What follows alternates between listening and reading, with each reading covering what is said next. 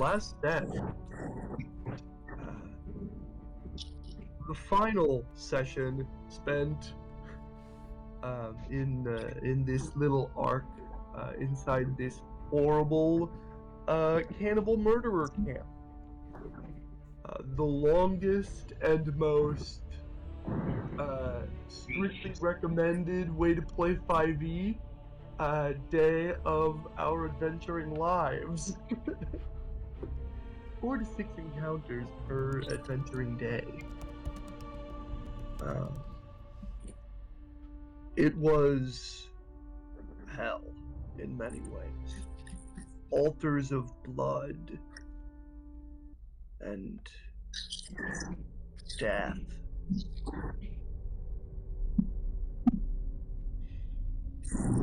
Oh, it's over now.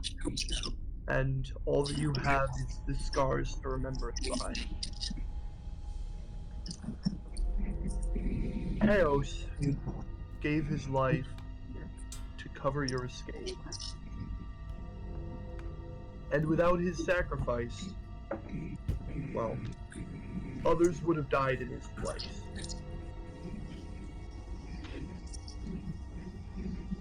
After you all found your way out, squeezing through the narrow passages and cave walls, little guy sat down to pray by the fire and was greeted briefly by the Blessed Virgin, while Mac built a safe fortress for the party, which of course lasts till the morning where we find each other.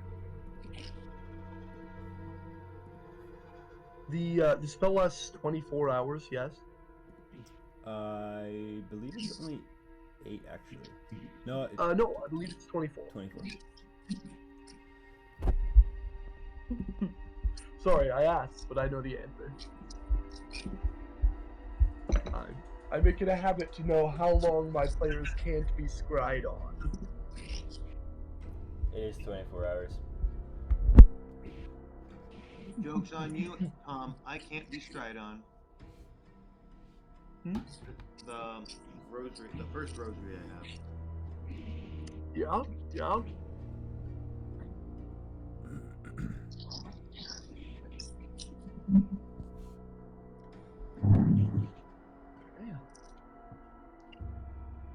So, what's the plan?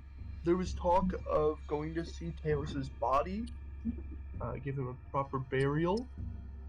There was talk of hitting the road and keeping on. I was just gonna get up a bit early to go back and kind of stealthily make my way over to where Teos might be, just to see if I can find him. Yeah. I don't know if Curse would be awake to join, but you'd certainly join if he was awake. Little guy is always awake, but little guy chooses not to go. Okay. Do you want to make me a Constitution saving throw? You're on the road. I can roll. Thank you. That's not bad. Do you know off the dome what's your Constitution modifier? I can pull up your character sheet if I have to. +1, I'm pretty sure. Okay, that's not terrible. But probably not enough. After last night, well, yeah. Fair enough. I believe the Curse is asleep. Dravik, as when you sneak off, do you sneak off before or after the secret the private sanctum wears off or not? Or 24 hours. Yeah, never mind. No, he's not wearing off. But before I dispel it or not, do you want to sneak off before? Yeah, I think my desire would be to wake up before most people are up and moving. So, Okay. Yes. So as you exit, you like you look into a this black, like misty, like wall that you know to be the barrier of the private sanctum, and as you like pass through it, there's like 6 inches where the black like fog actually turns into this like green, like ethery, like almost like Matrix style code, like that Mac has like essentially believes like what makes up the universe. Like it's a figment of his imagination of like the order, like essentially the incarnation of the laws of magic in nature inside tangible magical algorithms and things. And so you sort of see a glimpse into like his essentially digital memory of So you're saying I went into your loading screen. basically That's awesome. and then but then you quickly pass through it because it's like, I don't know, 6 inches thick. So Okay. Just wants to say hi, everyone. So. hi, Ruth. Ruth, what do you got there? She's getting mommy's phone, Oh, playing what is music. She's been going around saying cheese and pretending to take pictures. So. Well, Ruthie, we'll get you a little camera. Actually, we'll get you a real camera. Well, someday she'll play with us. So. There you go. That'll be fun. That'd be wild, guys. It actually would be kind of crazy. Definitely a different setting of campaign and vibes, but it'd be funny for sure. Start 'em young.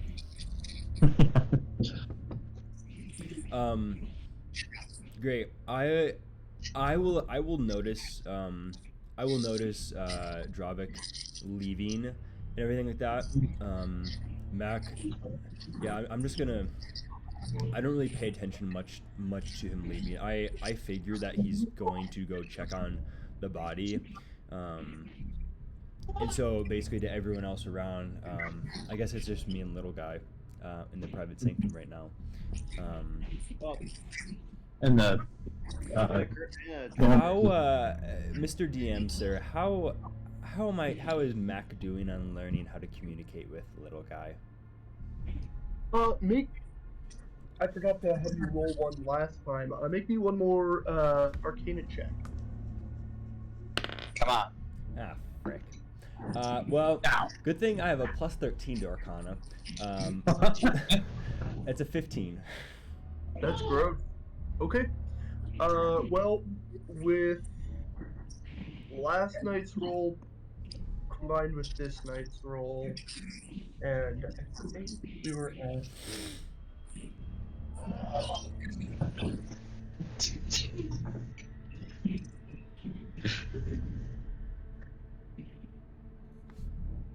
I believe we are good to go. Yeah. So, Sentry's Rest is a wonderful thing for a wizard to have. Indeed.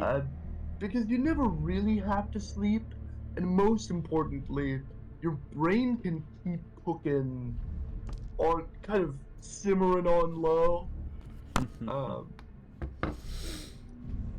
You're able to get a lot of work done in those 6 hours. Great. It's almost more useful than your waking time. So, as Mac is like sitting still, like in sentry mode, little guy, what would you be doing? Like early morning.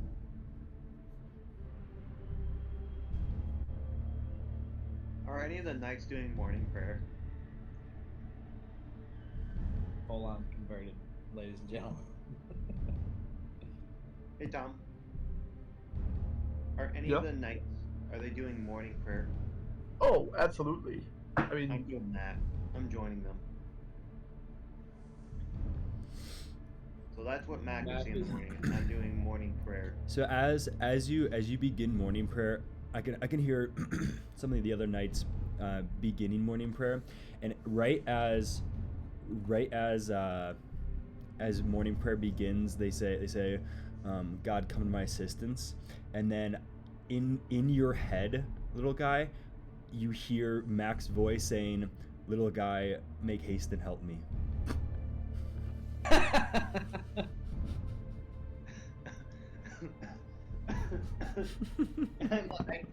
I turn to you, kind of confused why I hear someone in my head. And I kind of just let my spores kind of go out and like reach you and it's like, what do you need? I'm still very much in like my prayer position, you know, like, but like I'm still like didn't really like I just turned my head and just like sending thoughts your way. As I'm just trying to distract you in prayer, I urge you to go check on Dravik, who has gone off on his own. He's outside of the sanctum, and we do not know where he is, and I worry for him.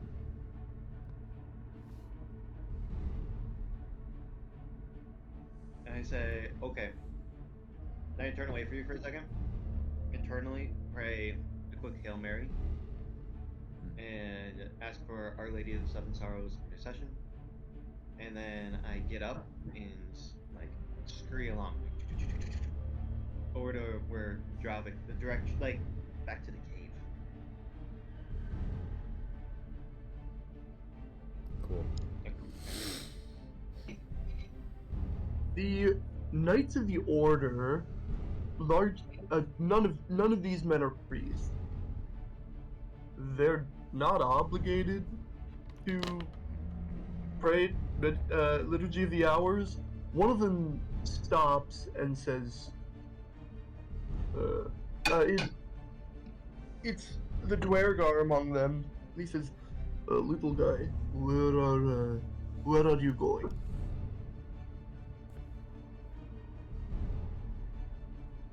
You guys keep asking me questions right after I put cereal in my mouth. I just keep putting cereal in my mouth. It's just the worst. Nom nom. I just respond like to check on Dravik. Just kind of like, that's all my explanation is. Is he in danger? Unclear. If he's in the Underdark, then the answer is yes. Then we should go. We Okay. will resume in his presence. Excellent. So, do we have the knights following little guy? Yeah, they're Let's they're going, go. they're Little going to guy's accompany you. Dravik, having slunk off early, the first thing I need from you is a luck check. Hey, God's blessing check.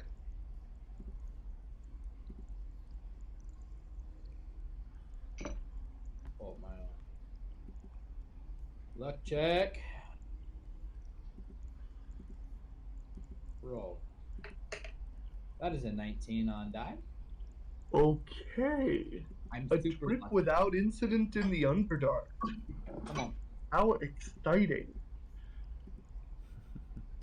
Dravik, traveling alone in the Underdark, is naturally traveling quickly enough and rottenly enough as not to make him a convenient morsel for any of the native dangers of the Underdark. So, what does Dravik look like as he begins this journey a couple of hours ago, and as he moves toward his destination now? I think just very somber, very deep in thought, especially over the past. There's like, obviously the day before had been very traumatizing. There were like lots of traumatic material available. I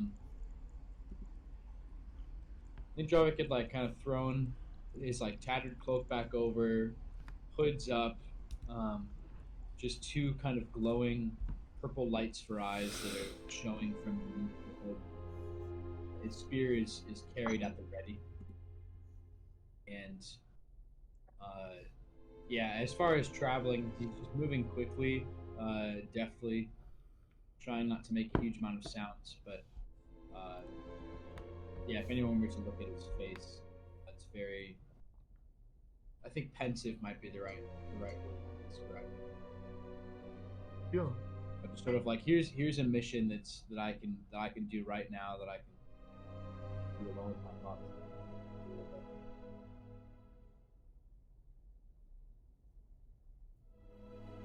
When it comes time to slip through like a very thin crevice of rock on your way into camp proper, that's never a problem for Dravik. Like butter, you slide right through. And on the other side, you make your way through that little base, look toward the path less traveled, and you see the body of Teos.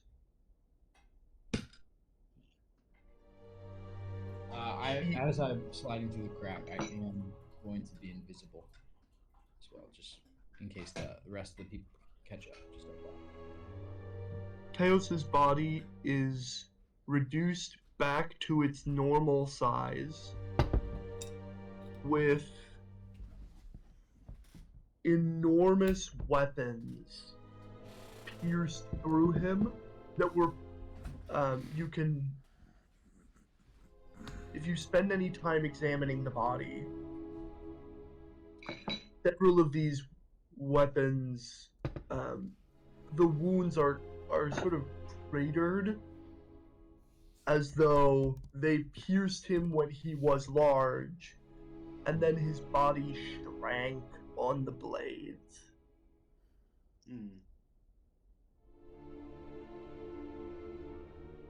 The look on his face is a frustrating or a it is hard to decide whether he is in agony or at peace when you look into his eyes. His sword is covered in like the black ichor that you, well, I don't know if you would know what demons are made of, but the black ichor that demons are made of. And in the ground before him is a burning ring.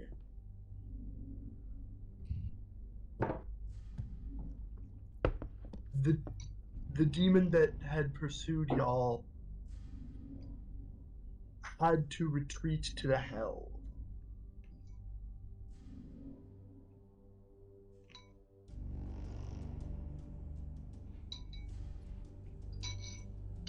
I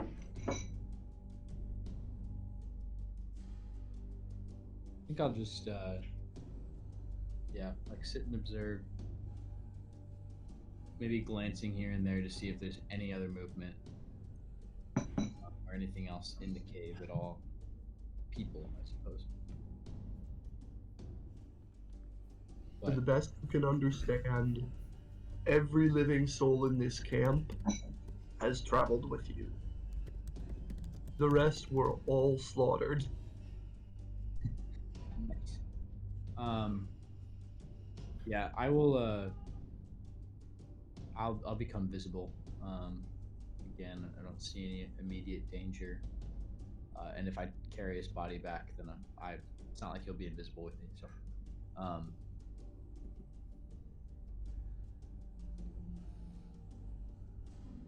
and Dravik's going to kind of sink down a little bit, close to Teos, close his eyes,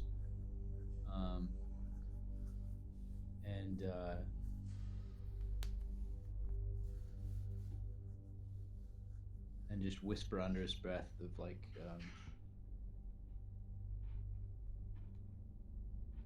You don't look as angry now, brother. Don't look as angry now. I'm gonna sit there for a few minutes.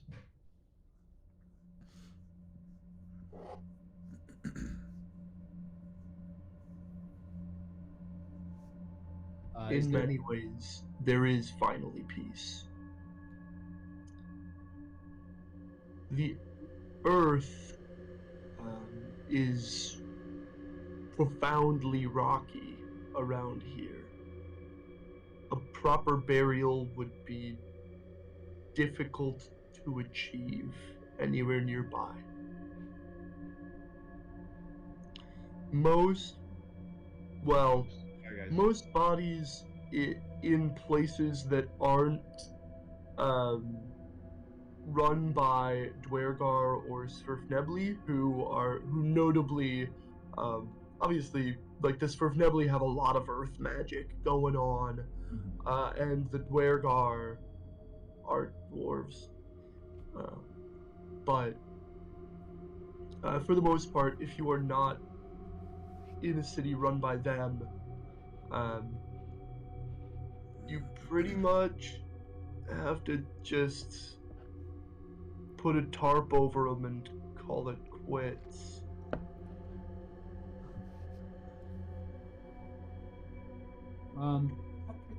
Pardon me.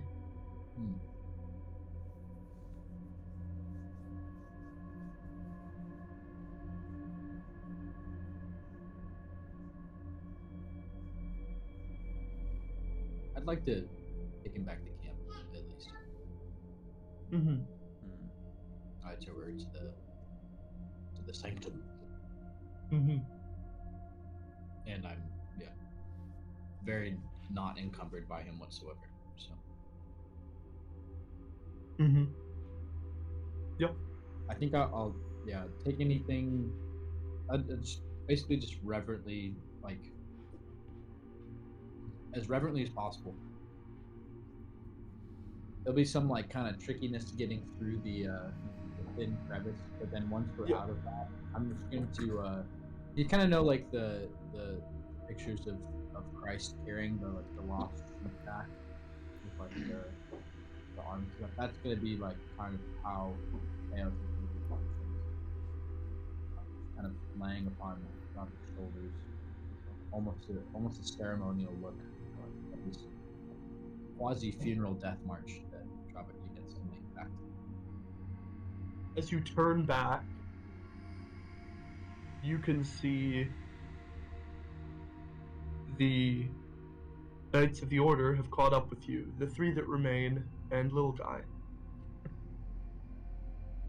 They've been quietly praying. They've probably finished morning prayer by the time this journey is through, and have always a dog. Dope. Anyway,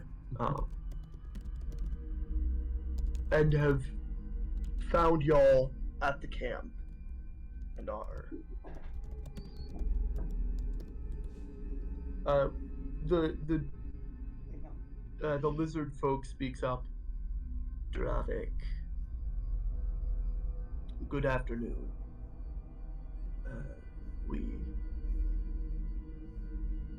We heard it was, someone was alone in the Underdark, and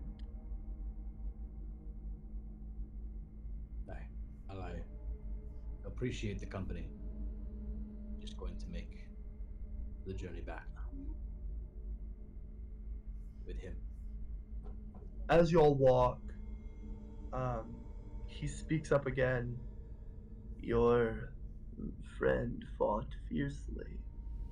He was a Catholic as well. We all owe our lives to his death. Yes. Well, there is no greater love, so it is said.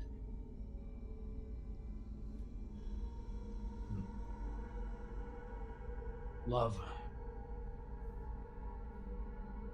Funny word.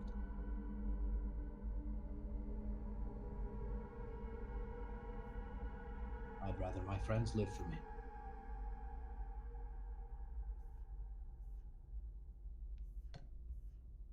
And yet,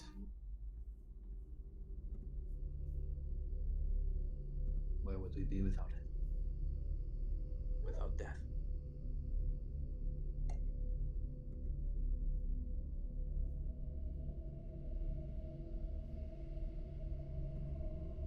Perhaps the least equipped person in the world to answer that question is a Knight of the Order of St. Jude.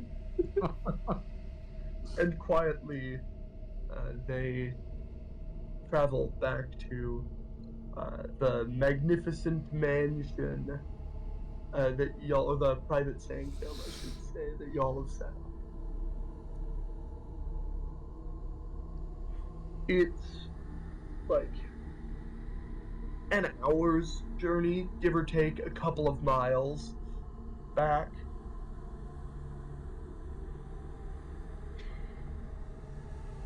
I think during the time while we're going back, either to the lizard folk or maybe a couple of other knights, I think Dravik starts to ask a few questions of like basically how the church deals with death and like what Theos was saying as he was dying or going to sacrifice himself. Just peeking into what this looks like. Yeah. Well, one of them is always praying the rosary. There's a Dwergar, there was an orc, and there was a lizard folk. Of those who survived, the orc is just always praying a rosary. And the rest of them are kind of doing the thing. And the lizard folk is most willing to answer hard questions. The Dwergar is kind of like,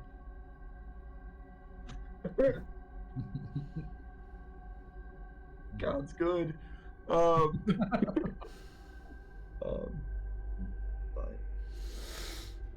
they on the as conversation moves to a lull, we enter the private sanctum again, rejoin Mac and the other refugees. The refugees are just now stirring, still a little bit malnourished, still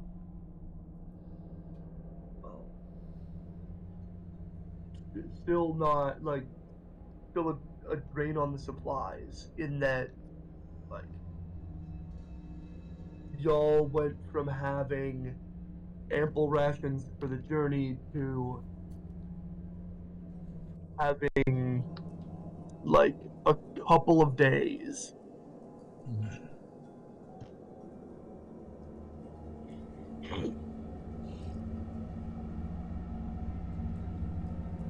I believe the plan was to send most of the refugees back to Lindenstow.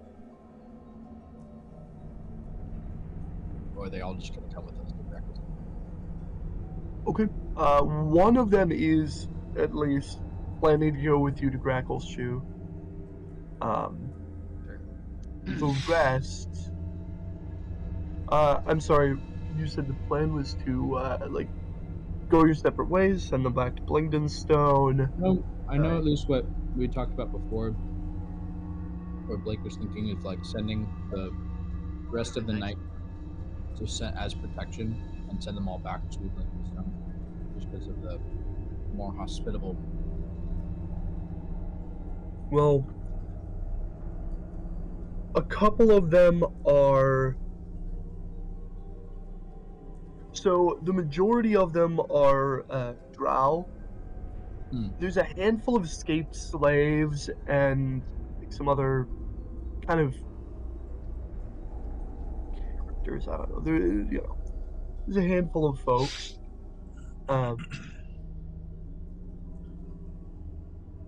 there's at least 4 that want to return, I should say, to Menzoberranzan, which is the home of the Dark Elves. Or, more accurately, to a research post that they had outside of Menzoberranzan. Well, they'd probably rest at Menzoberranzan for a couple of days, but Yeah. there's a handful of others that don't really have a destination. They either don't know where they want to go, or explicitly don't really have a home in civilized society, namely the escaped slaves. And obviously there is like the huge underground railroad situation in Blingdenstone. I would direct any of those slaves to there if they asked about it. They're like, Yeah. come on, where to go? I'd be like, After that, there are like 3 or 4 that want to return to Gracklestew. So you all have a couple of Dwergar traveling with you. I'd like to at least get to hear from them, like what they did in Gracklestew before, like their positions and like who they were. Doesn't have to be now, but I think it would be a good plan as we're going into Gracklestew to have a little bit of maybe some resources with that.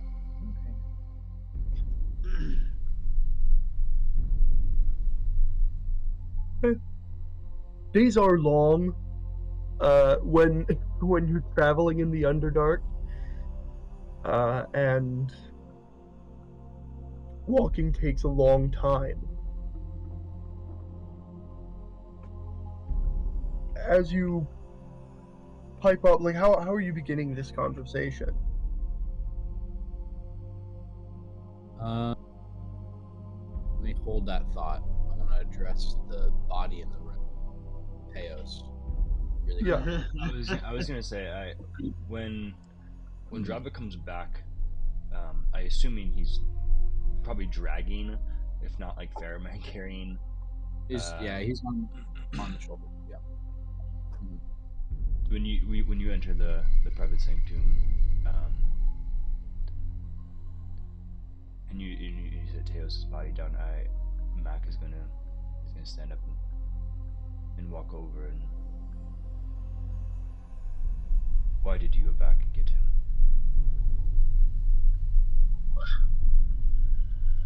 We didn't deserve to rest in that godforsaken place. Or at least forsaken place. Did you know that Roktul Kesh was dead? I don't think he was dead. I sneaked my way in, I looked, and there was nothing around, so besides the body. But I want to honor the body. Sacrifice it. Oh, and the whole party now reeked of brimstone. By the way. Oh!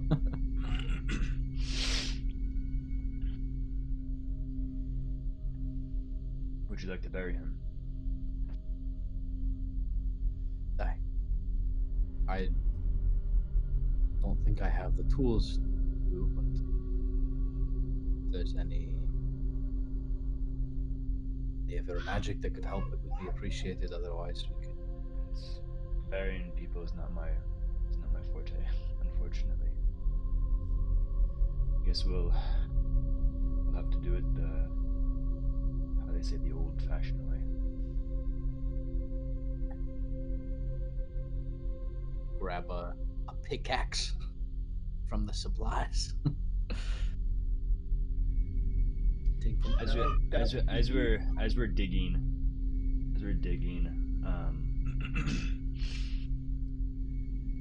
Matt kind of pauses, just like after a handful of like shovels, and he's just not used to the physical labor of digging and you know, like, and he thinks, he sort of like puts his shovel like into the ground and like leans on it a little bit, and he says,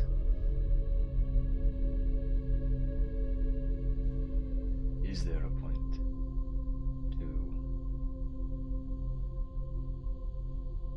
to burying him?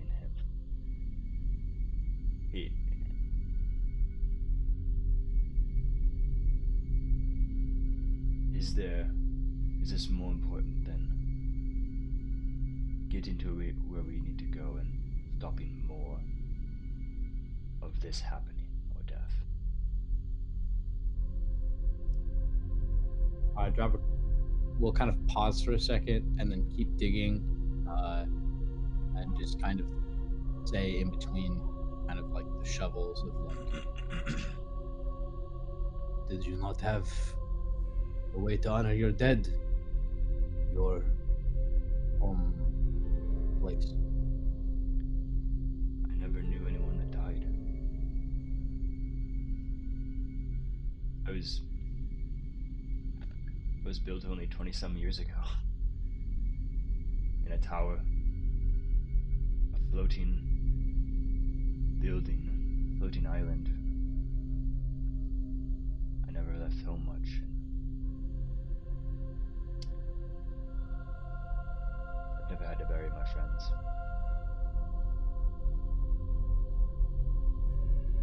Well, perhaps you can reserve your judgment if it's worth it until we're done. Keep going. To me, it is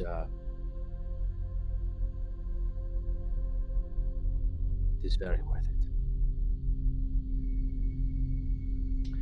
What do you think it means to truly honor someone? And Mac, not to have like the existential conversation character, but Mac is gonna continue to poke and prod at like, why is it we actually need to honor someone? Of like, they once existed, they do not exist now, and they are only a figment of our conscious memory. Why does that matter? And Mac is gonna continue to ask those questions while we dig. I think Dravik like keeps up the conversation decently, like doesn't have very great, like super reasonable arguments for the most part. He has some wisdom, but not a lot of like reasonable intelligence, one might say. Kind of towards the end, Dravik's just like of the conversation over as the, bouncing back on ideas forth of like, he's just like at one point just like stick his shovel on the ground, look Mac dead in the eye, and they say, because you matter, he mattered, this is the only way I can think of it. Say that with my body and my language. Isn't it obvious? We were at least friends. And then I think he's not really going to talk after that too much. Great. Matt, after you make those comments, Mac pauses and doesn't respond, and he keeps digging, and almost like this awkward tension of like where Mac is definitely questioning what actually is friendship, what actually is sacrifice, what actually is like maybe even love for someone else in a sense. At this time, after a little bit of tension, little guy is gonna be going in both your heads. Hopefully Matt can hear me. And just saying, where I come from, when someone dies, we give it to the fungus.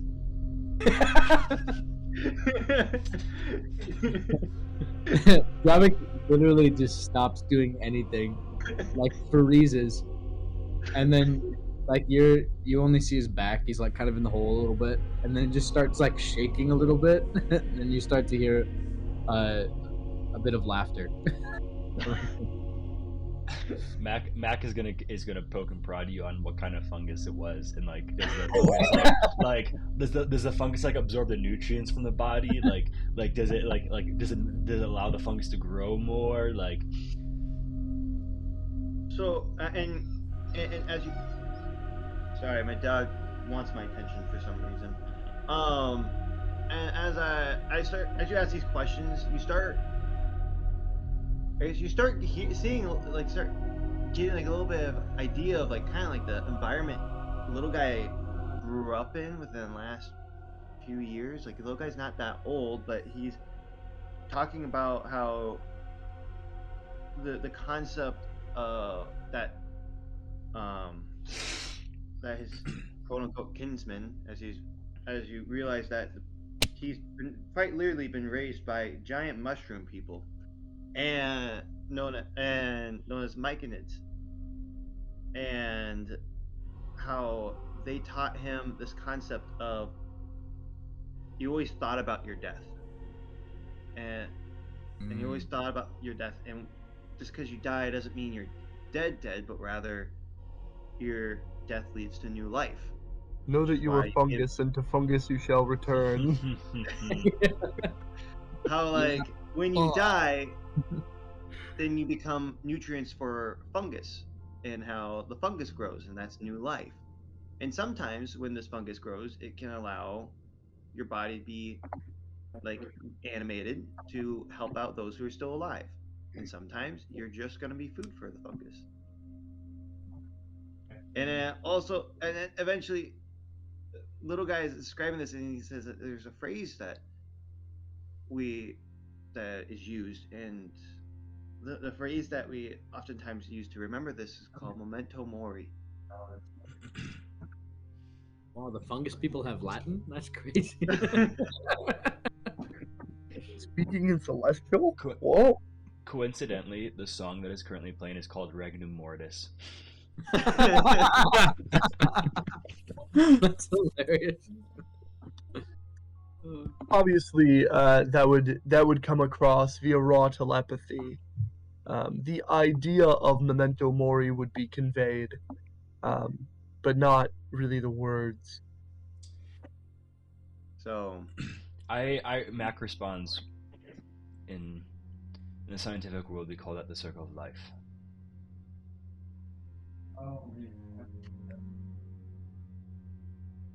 cool.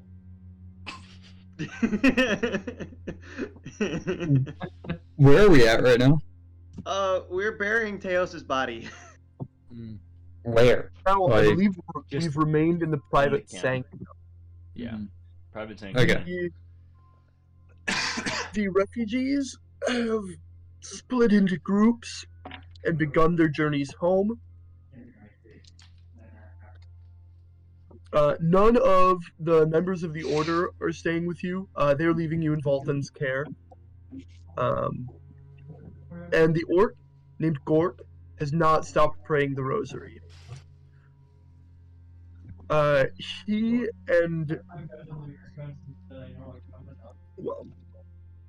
the Dwergar are with the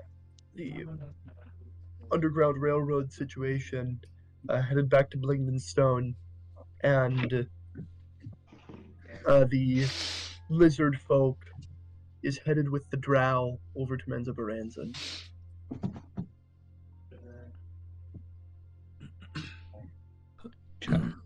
It is at this time that I strike up a conversation, or as we start to head towards Grackle Stew, strike up a conversation with the Dwergar that are going to Grackle Stew with us. If they are still, yes. Yeah. Okay. I think I'll just like walk beside them for a little bit, and then say in slightly more of a Dwergar accent than Dravik usually has. Of He's code switching. yeah. Yeah. What was your position, comrade? In Grackle Stew.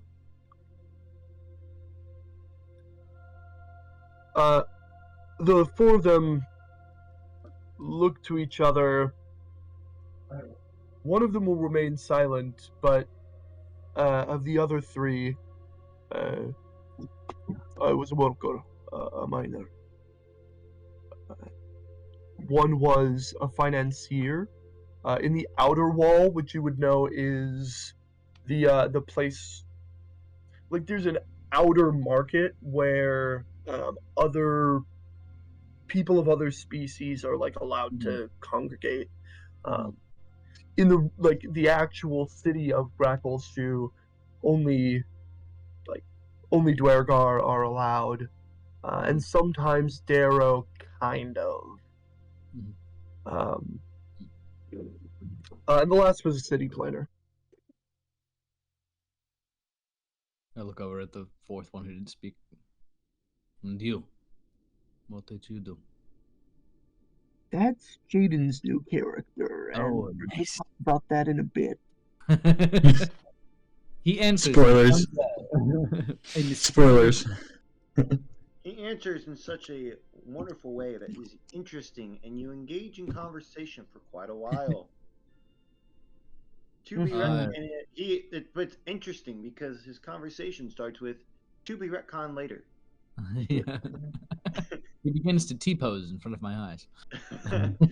He responds to you, I was a ballerina dancer. I stripped naked, covered myself in oil, and people threw vegetables at me. The stage was heated, and we sauteed the vegetables with my feet as I danced.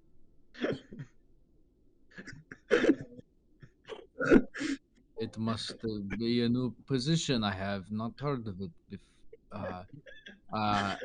Just gonna turn away. But Edwin left. We needed entertainment.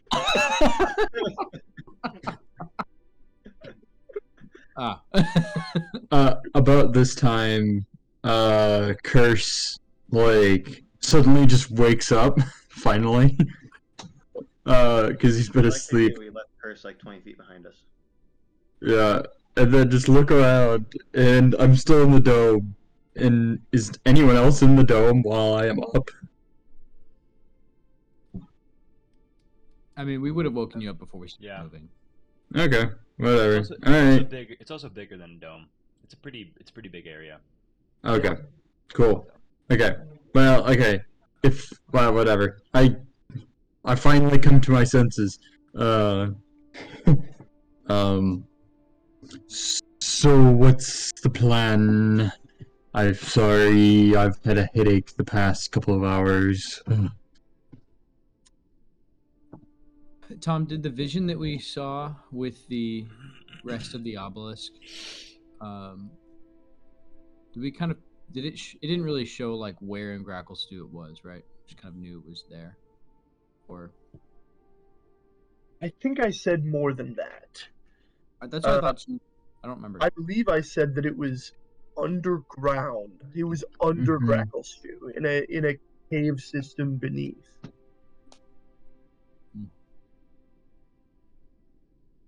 I'm gonna talk to the miner a bit more, and yeah, just we are trying to. Well, I guess it wasn't the same enemy that took you into the godforsaken camp, but there's the great evil in Grackleshoe that will threaten even more than whatever that did to all of you. And besides the point, what do you know of the cave systems underneath the city? Do you see much in the mines? There are no caves beneath Grackleshoe. That is... Great.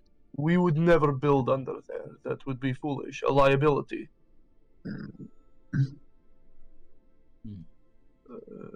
So nothing. That would be the first target of an enemy who sought entry to Grackleshoe. It would be foolish. It would, You I are agree. mistaken.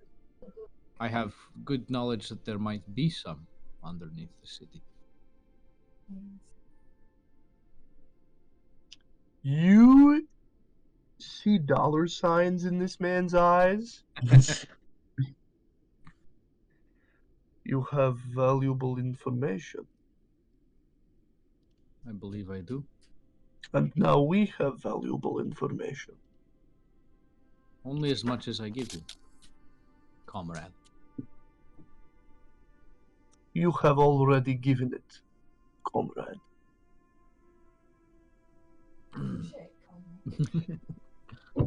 Perhaps We will find evidence of this cave system together.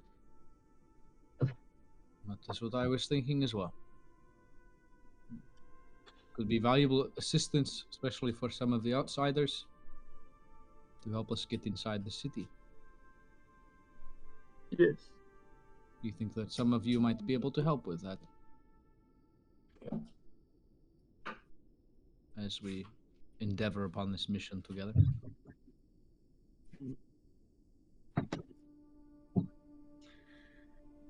Well, if these outsiders are traveling to Grackles, there are things they should know. And the first is their place.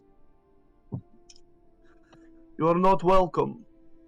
You are at best tolerated. And it is our right not to tolerate you. If you wish any acceptance at Grackles, or even not to be thrown out of the city, know your place. Be quiet. Be covert. And there are eyes everywhere. Are you referring to us as individuals or just Duergar in general? Are you... I am... You are not Duergar. Even Dravik, yes? Even Dravik is scarcely what he once was. Some sort of abomination of death. You are outsiders in the city.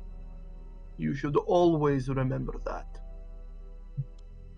What else is new?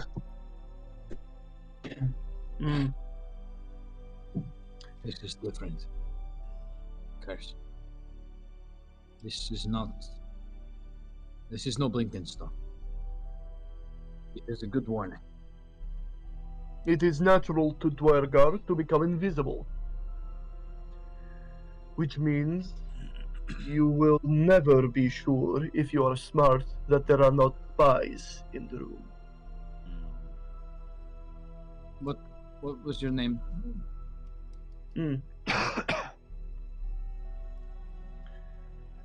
am Yobakov. Well, Yobakov. I know for a fact that there are always eyes. Some more powerful than even those in Grackles. Good. Mind it. All of you. It would be wise to follow his lead. He has seen the place where you will be. As have we.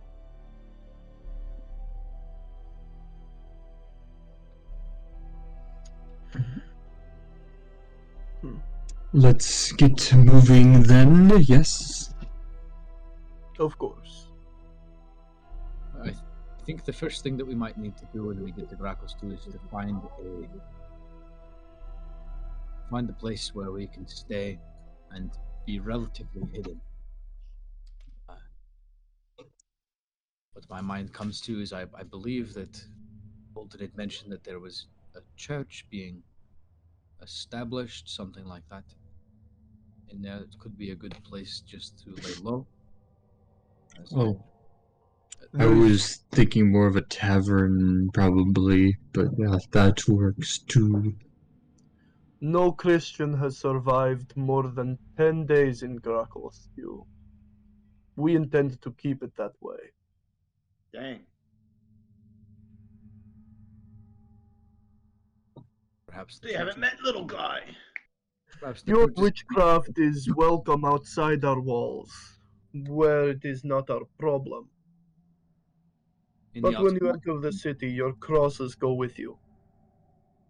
You do not go with you. The opposite of what I just said. They do not.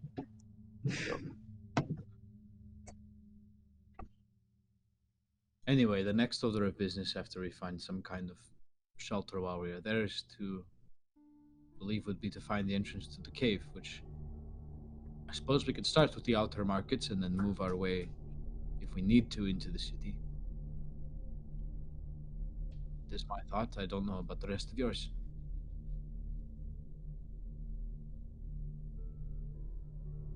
It might be a little interesting to find the entrance, especially if the miner did not know that there was caves or anything of the sort in underneath Grackle Stew.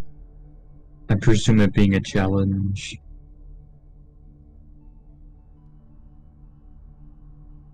But we will see when we get there. There may actually be an entrance outside of the town itself to get in a different way. But we will see.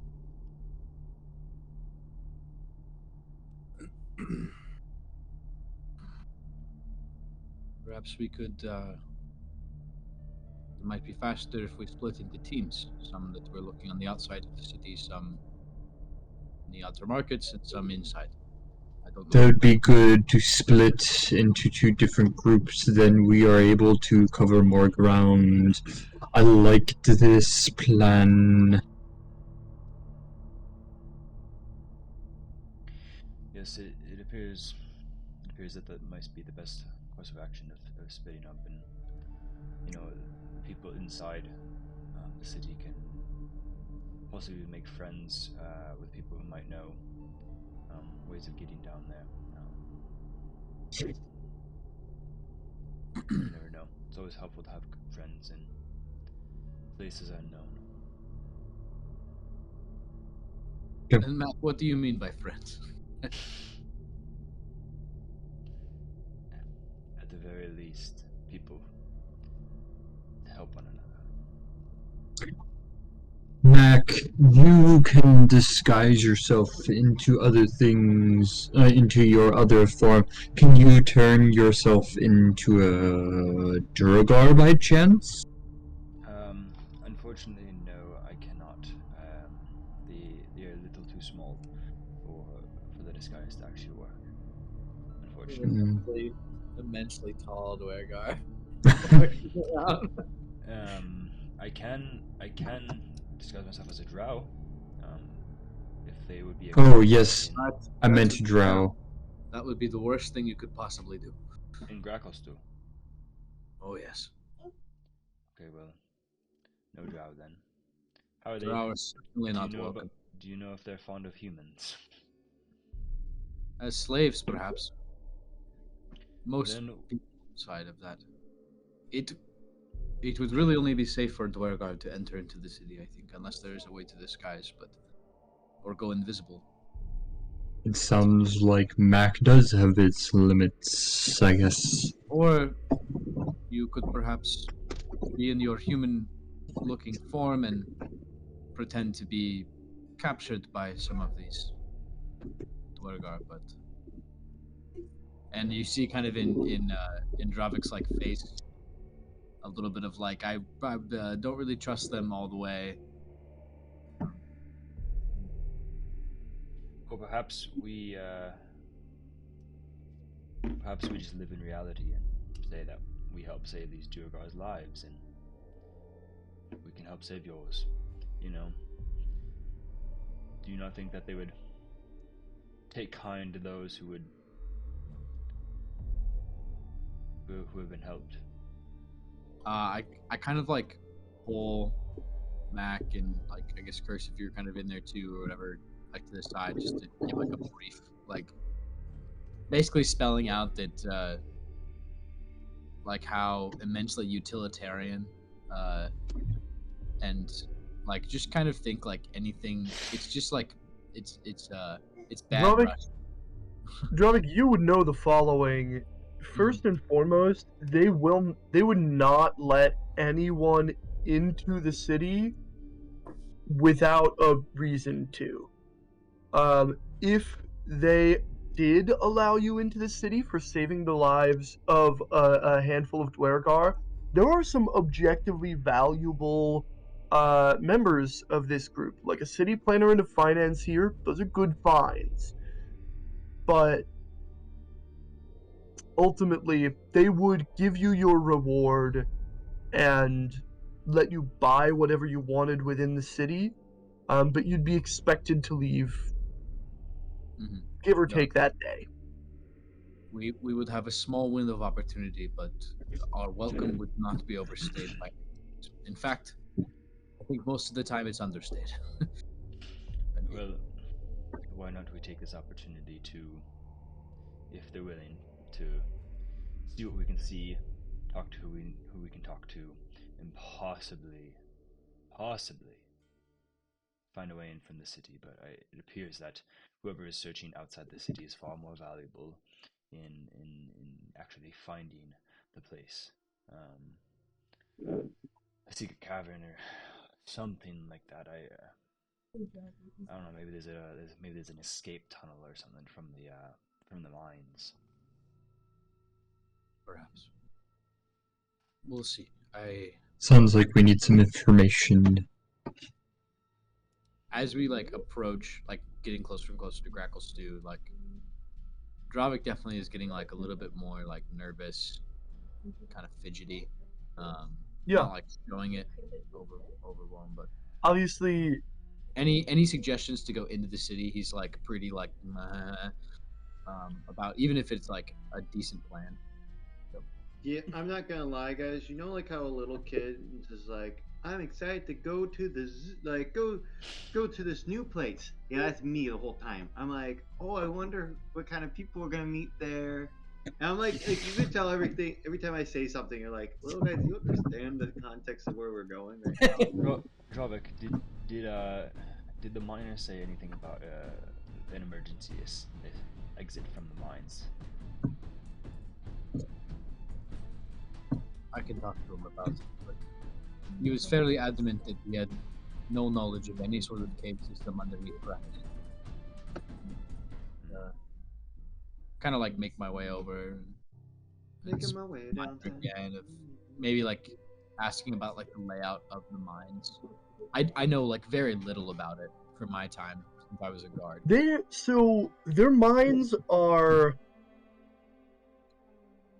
the reason that they built the mines along ore rich veins. They are, I don't know quite where they are in relation to the city. Yeah, they're outside of it, right? But they are outside of it. Mm-hmm. Mm-hmm. Yeah, there wouldn't necessarily be anything that I guess we have to search quite a bit into the mines to find any sort of path.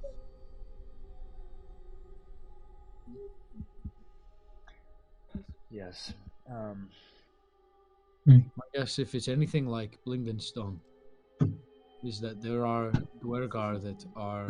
I'm saying this quietly, kind of out of earshot of the other Dwergar, but I would assume that she has already taken at least some into her power.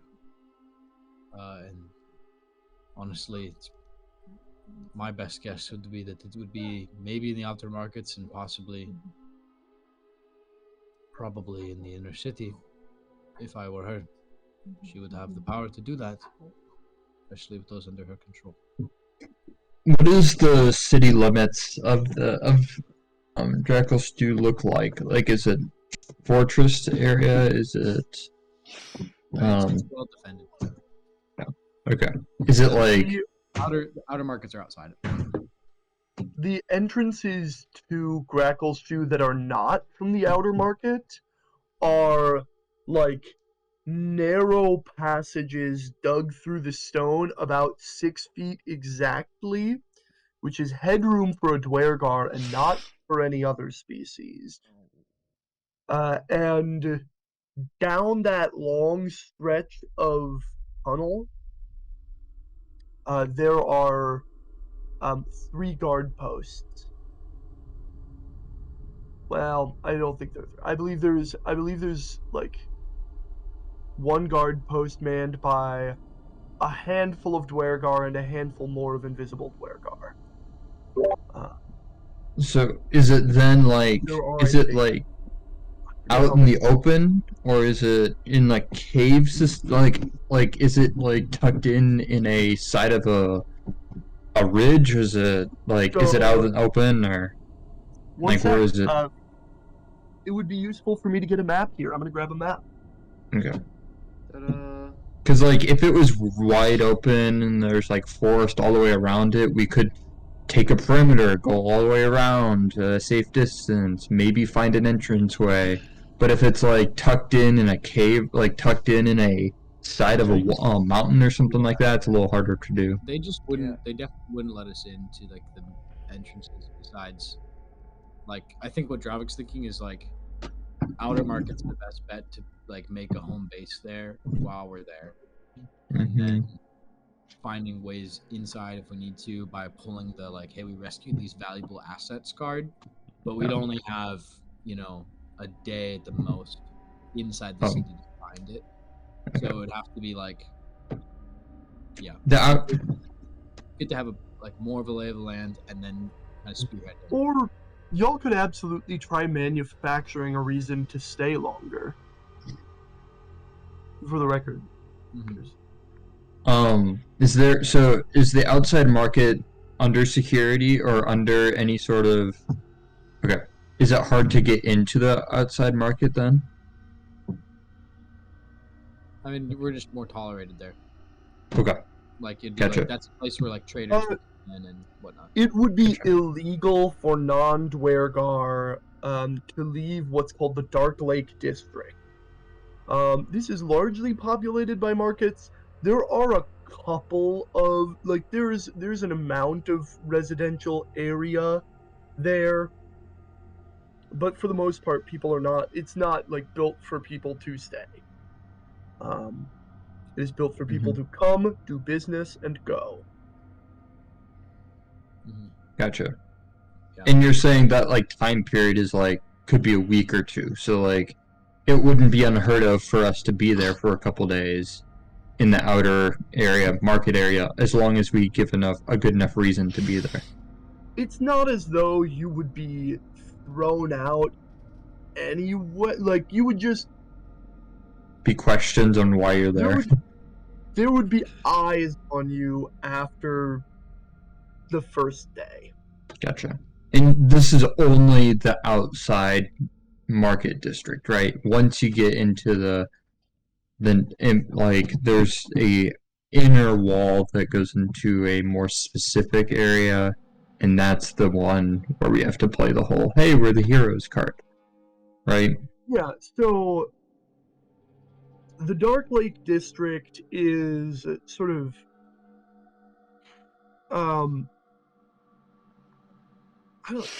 sorry, what exactly are you asking?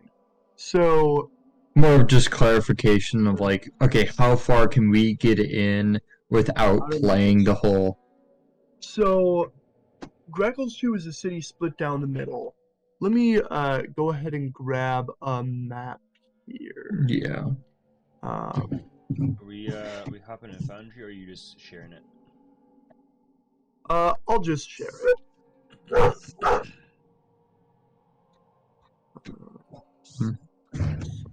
There we are. Oh, that's right.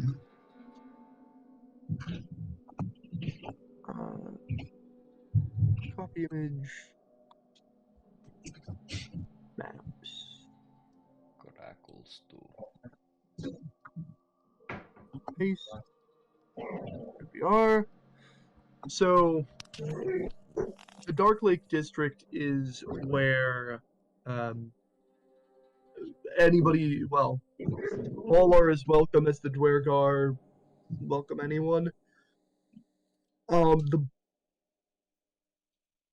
The Blade Bazaar, just inside the Dark Lake docks, is a particular, like a section of market that is particularly notable to arms dealers and people of that sort. The Dark Lake Brewery on the sort of northeastern tip of the Dark Lake district is where Dark Lake Stout is made. Delicious. A very, very dark beer that the people of Graggles are fond of. And of course that gets shipped out everywhere. Gotcha. But we're coming from the south, going north, right? What? We're coming from the south, Yeah. the south end. Oh, I guess, yes, the south end going north. Y'all would probably be coming from the northwest entrance. Y'all have decided to circumvent the Dark Lake. So y'all would probably be coming from this northwestern tip. Oh, okay. If you wanted to go to continue around the southwestern tip, you would be able to do that, and you would probably be walked through the city by an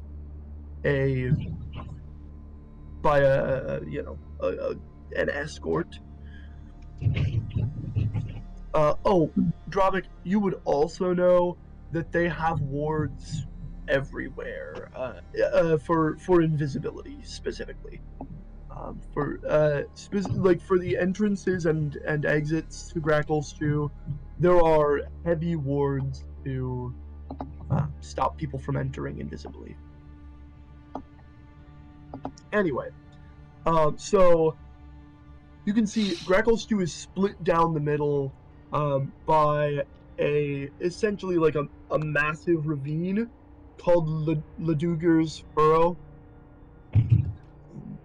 There are tunnels that span this ravine, but it is not people don't, it's just like a mile of straight chasm that's interrupted by tunnels. How far down does the chasm go? Do you know that? Has anyone ever? A lethal distance. 3 Right. second drop. But if we were to, Sorry. Maybe the obelisk is down there. Is the thought? Yeah, that's kind of what I'm thinking. In the cavern. Yeah. The chasm, yeah. That's what I'm thinking too. The ravine could be, I like that a lot. but we'd have to fall and not fall anymore. Well, if we What if? go ahead. What if we find someone who has magic, and we buy Featherfall? True. I would be totally down. Even if we go the cavern has to come from somewhere. So even if we're entering from the west side, we have that west cleft district. Maybe we can get in through there, and there might be a way to get to the base. Give me out. I'm a bug. There's gotta be Most of the miners do their work in the cleft. There's Which gotta one? be people here that can teach us how to do some rock climbing. There's gotta be. True. Me. I already climbed the wall. Our mining friend would know how they do it. There, since they do their mining in the cleft. I think it would be relatively I think it would be a good guess to be at the bottom, bottom of the ravine, walking through it, seeing if there's any holes and weird crevices and that kind of thing, and pick the spookiest one. The sound of rumbling stone interrupts your discussion. Oh, great. Something very, very heavy is moving quickly through the caverns. Not near you, but not far. I instantly get out my dagger and hide in the trees in the background, outside of the path, and scurry forward. saying, "I'll see what it is." Sound, it's probably like more than half a mile off. Okay, never mind. Holy Okay. cow, how big is Yeah. this thing? And Curse still does it, yeah. Yeah, I still like. Yeah, I'm a little You're- fidgety and Yeah. hide in the shadows, and I go, even like I would check ahead, like be like 40, 50 yards ahead of the crew. Stealthily seeing if I can find something.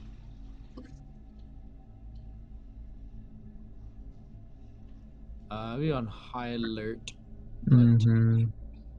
First, as you're starting to do some scouting work, I kind of like you over, and I in my hands are the metal deck of cards.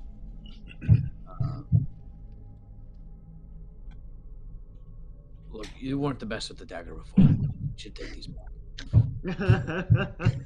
I take the collection of daggers that I have, and I don't like using daggers anyways. And takes, are you giving me both decks or just one deck? So you have a paper deck and a metal deck. The metal one that I've seen you use Okay. for combat. Okay. I'll take the metal Pull ones. that out, and as before you go up, of just like, it's your responsibility, son. I don't know if I'd say son. No, anyway. Thank can't you, Father. No. Thank you, Father. Do you want these Give me two? father. Is this are these ones important as well, or are they just device? The paper ones? Ah. Not yet. And I go. The little guy's gonna go invisible. Like, you're gonna watch him walk behind a rock and he doesn't appear again.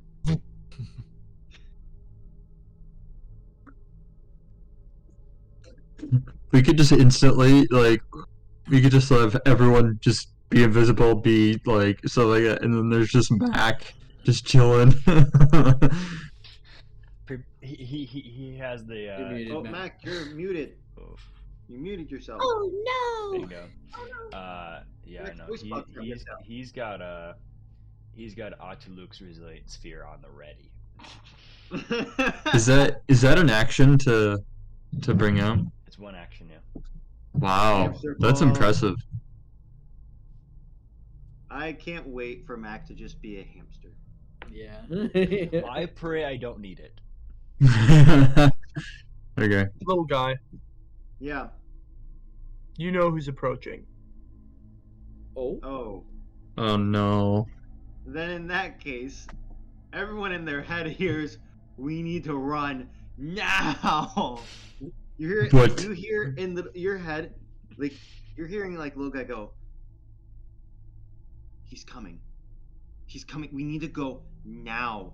Oh Like, no. Little guy, like, in like the, like the little, like a little kid that's like, come on guys, I want to go to I want to go to the puppies at the pet store, like it's like that kind of pull, like you're getting that kind of pull, but like, I'm scared, we need to run now. What color is little guy right now? Little guy turned invisible. Oh, okay. But actually, never no, mind. here, for sake, he, like, Curse, you're gonna see him like reappear right next to you, and he's gonna like grab your hands, and when he's grabbing them, like, he is, his color, goes to like, shades to like match like the cave walls. Like he's actively trying to camouflage into the walls. Okay. And even like, and in one set of his hands, he does have his glaive already ready, but like, the glaive is like, kind of unusually, like you kind of got the vibe that like it's kind of made of very similar material of what like little guys like actual exoskeletons made out of, and it's Mhm. also for like the first time ever. It also kind of looks like it's matching like the environment as well. Like little guy is like actively like we're either hiding or we're fleeing. Like Yeah. we got to get out of here. we need to continue moving forward. Is it worth just waiting it out and hiding? Is the noise coming from where we're trying to go? Is that like where the direction? Yeah, that'd be the. That's a great question. Which direction is it coming from? That is a really good question. If it's Where we're from- coming or where we're going? Go faster. It is. It's coming from east of you. Y'all are headed north. Okay. I think we just start running, but like towards Bracklestew. That's my Yeah. idea. I like that idea. Yeah, quite literally. Yeah. I like that idea. Who has like really low movement speed? I guess little guy. I pick you up. And I put you on my shoulders, little guy, and take off. When you pick me up, I'm gonna put my glaive just kind of like put it away because it's kind of big and bulky. And as you pick me up at the same time, after you see that disappear, you know I'm in your hands, but you don't see me. This is weird, and I like kind of like try and like get you on my shoulder. As you're putting me on your shoulder, like you feel me like scurrying around you, and like kind of like in Star Wars you got like Yoda being like a backpack. Okay, like my 2 hands above, That's what I'm 2 hands imagining. below, and then my legs are strapped around you, like. Ching, ching. Maybe the weirdest thing I've ever done in my life. I'm Chris gonna looks. still keep up with everybody else. Like I guess we're like in mechanically like taking the dash action would be my assumption. Everybody's doing For that. So. sure.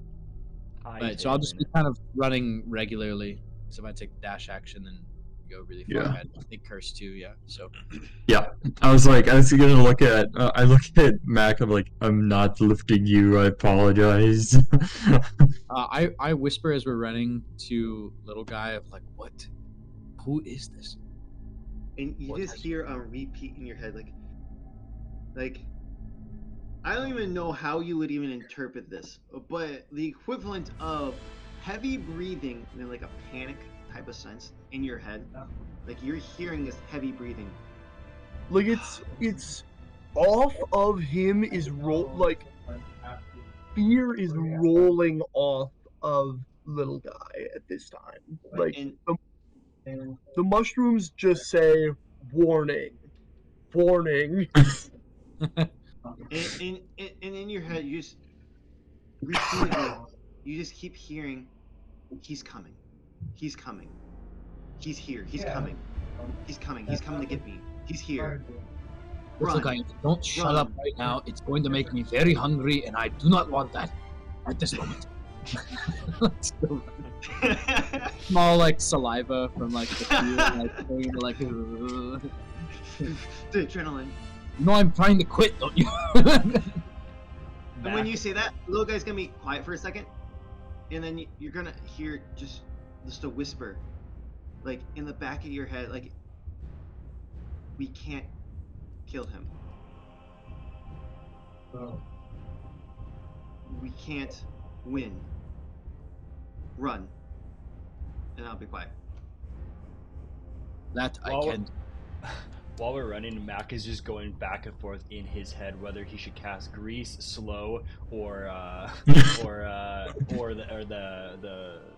private sphere, Yeah. giant sphere.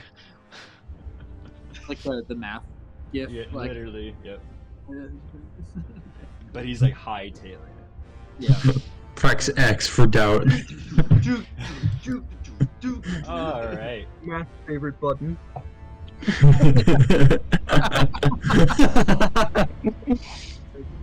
Alright, we're running. Keep running. Okay. After, boy, 15, like, you can only keep a dead sprint up for a couple of minutes, but y'all are shuffling along at a fast pace for half an hour or so, and begin to hear the sound become more faint. But it's still coming. Eventually, it slows and quiets.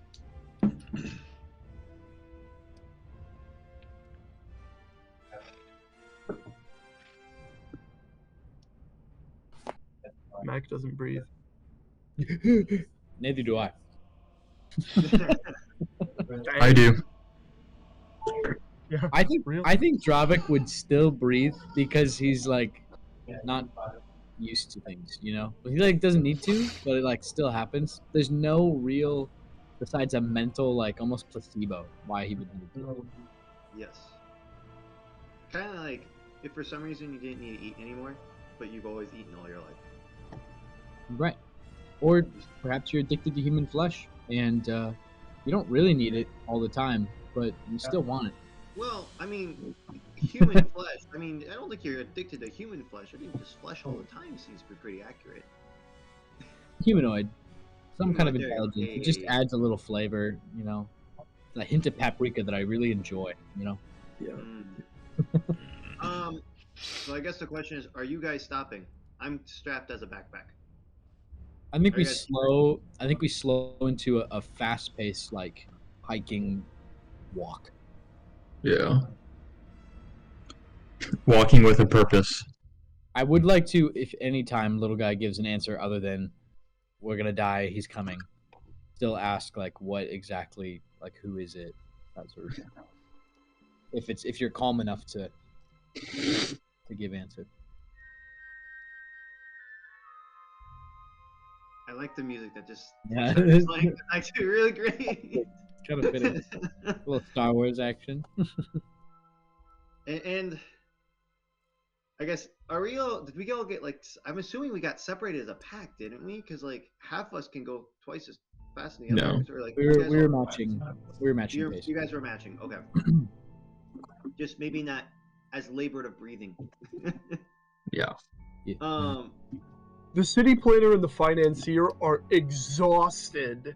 The miner is fine. And the T-poser's T-posing. Yeah, they T-posed the whole time. It was really just T-pose. Like you don't see their legs move. They move forward. Edward, wow, you're so fast. Sorry. Little guy, you have some explaining to do. Yes. Yeah. So little guys, slowly he materializes back. So you start seeing him, and you see that he's like just been clutching onto Dravik's back. And he's like also like had like buried his head in between Dravik's like shoulder blades. Like he's just like, I'm hiding, even when he was invisible. And you can tell that there's like there's something very traumatic about what just happened for him. Like this is clearly not the first time this whatever this was has been near him. And you hear in your heads, I thought he was gone.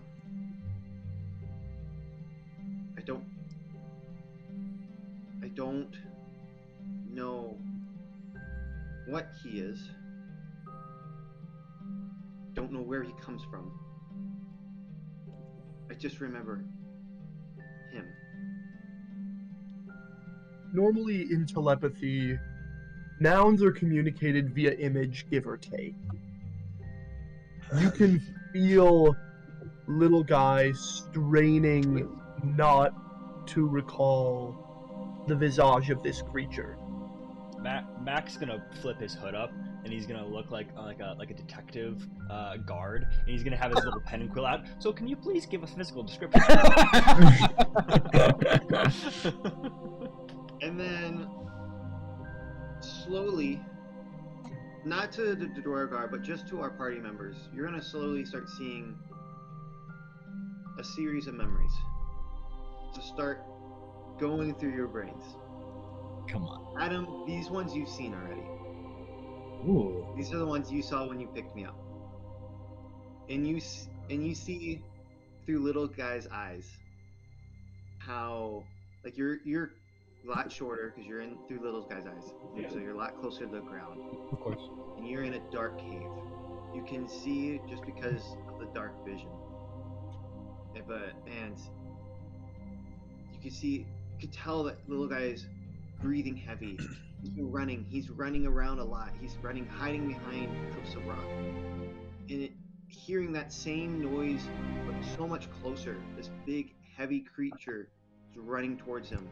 And occasionally you hear this shriek. Adam, I described it, it's kind of like a velociraptor shriek. I'm going to retcon that a little bit. More like the orcs from like Lord of the Rings. Like, that's like this kind of guttural, like monstrous type of noise, roaring in the distance and gaining speed. But Adam, this time, these memories start venturing into an area that you don't recall seeing before. Now, instead of just being in the dark, you see light ahead. And little guy is running and running and running to those. Not with a weapon, just all hands, all legs, on his feet, whatever, like just trying to run as fast as he can until he gets to this light. And this light turns to be this fluorescent grove of mushrooms and fungus. And little guy, running in desperation, goes to where these fungus are and just he knows he just can't outrun this creature. He knows he can't keep going. So he grabs some of this fungus and just like puts it on his back and tries to just like change to similar coloring scheme and just hides in the mushrooms underneath like a little cleft of rock off to the side, trying to be one with quite literally one with the fungus, trying to hide. And you hear this creature get closer and closer and closer, and then it arrives. And little guy, being underneath this like little cleft of rock, he pushed himself as far back as he can. You can't really see more than just his feet. And these feet are massive, large feet with large claws. And you can tell from this memory that it's insectoid of some sort. So it's large insect-like creature. And at first you can see just 2 feet, but then another foot or hand or claw, then another, and then another. As you can tell, it's actually getting down on like, well, not just like all 6 limbs, as it seems like it's almost like smelling like an animalistic type of way. It's looking around, and you hear it goes smelling, trying to like pick up little guy's scent. And then you hear it shriek as something hits it, and you see all of a sudden all this movement coming out of the fungus as you see these large humanoid creatures, these creatures made of fungus, starts attacking this creature, and these other animals that are just covered in fungus, like they're long been dead but animated by fungi, just starts attacking this creature, repelling it. There's a big battle as this creature is fighting. Sometimes this like some of the older looking animals kind of just die in one hit. This creature is clearly very strong. Clearly can some of these creatures, he's knocking them out one hit, dead. Sometimes it's taking a couple hits, but eventually From enough the of the vantage, all that you would be able to see is really, but you know, thundering steps from this creature, lighter from all of the myconids and the spore servants that are around. And you obviously you can hear the scuffle of combat, the scraping of this creature's claws on the floor, and you see bodies falling. And as more bodies fall, the movements of this creature become slower and clumsier. And eventually, it flees. Its footsteps thundering all the same, but in the opposite direction.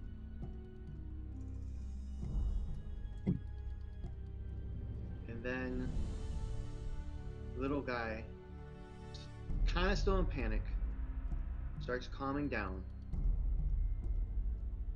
and then slightly starts to panic as he sees this fungal-like but a lot softer. Steps towards him, knowing that he's there, and he knows he's been spotted by this creature. And this creature just leans down, and he sees, well, whatever the head of a myconid really looks like. I'm expecting there's not really much actual facial features, but he's They have kind of sort of faces. It's sort of like faces. So I see a Sort of kind of face. sort of face. You guys see a kind of sort of face. I see that. And Sounds like a then the last thing, little guy, exhausted. He can't fight. He can't move on anymore. He's like, edge of his vision starts blacking out, and inside his head, that you guys can also hear like, well, you get the imagery that equates to, "Come here, little guy." As like the hand starts reaching out in like a friendly manner, like just to try to like coerce me out from where I'm hiding. And then that's where the memories end. Do we get a better description of what the monster / creature looks like? Yeah. You get feet. That's what you get. What color? what color? What color? Okay, great question. Okay, so it's like a very pale. They're made of- and hairy. bone pale, sort of like exoskeleton, right? Insectoid. You could feel there was no fungus on Lil Guy either in this memory. Obviously this was pre-fungus Lil Guy, but you can see like ivory shaded, clawed, like not hooves, but they were like kind of clumsy in the same way.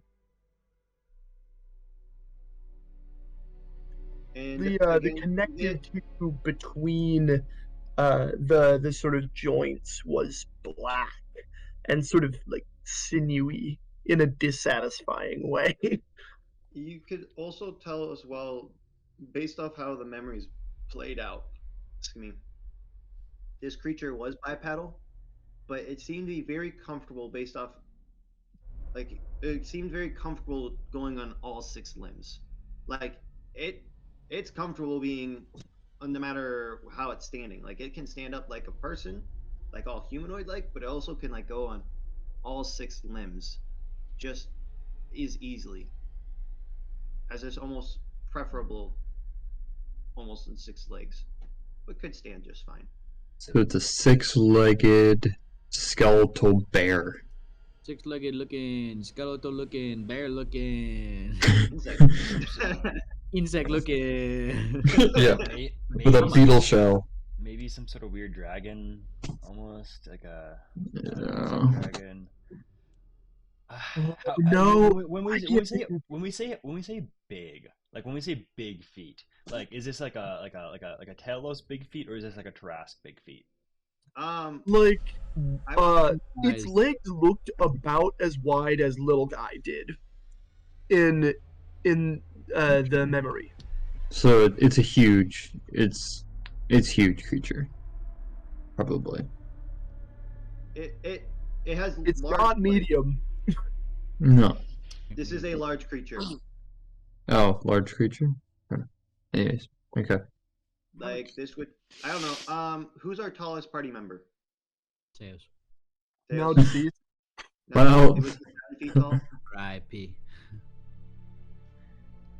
Yeah. But okay. Anyways, pretty large. It would be a large creature. It'd be larger than any of us. Mhm. Its one leg would be larger than Little Guy as a whole.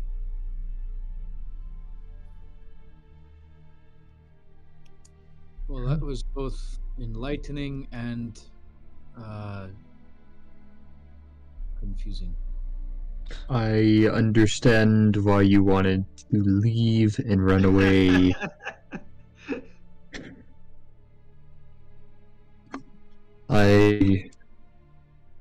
I'm sorry for your loss. Tom, I forgot what we agreed upon. This creature does have a name. Does Little Guy remember said name or not? Or know said name? Up to you. Up to me. Mama. Mama. Big Mama. Big mama.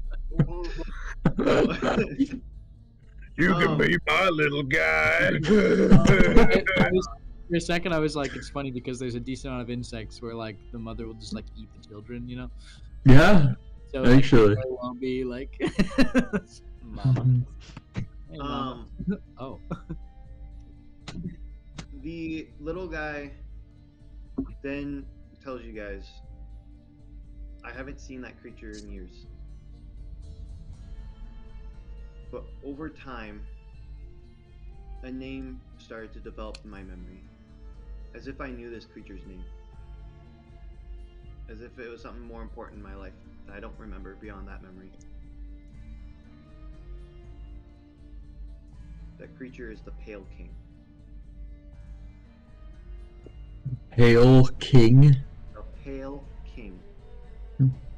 All right, Hollow Knight. Yeah.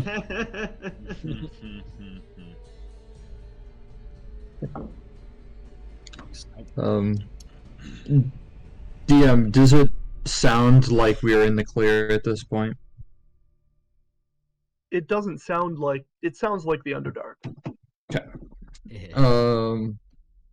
Okay. But How in a close moment are we? of respite, post Yeah. space, I'm gonna give you all a moment to catch your breath while I use the restroom. I'll be back. Excellent. Dang. Well, I've been Damn, waiting for that what for were so you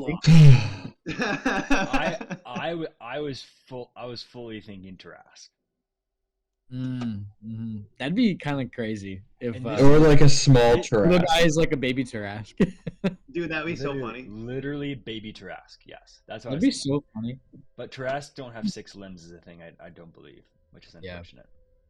That'd be a cool character concept though, to take like some of those like some kind of big monster, which Tarask would be great, and just be like sort of like a semi, A juvenile version. yeah, almost, or some kind of like magical Called progeny. Dragonborn. Yeah.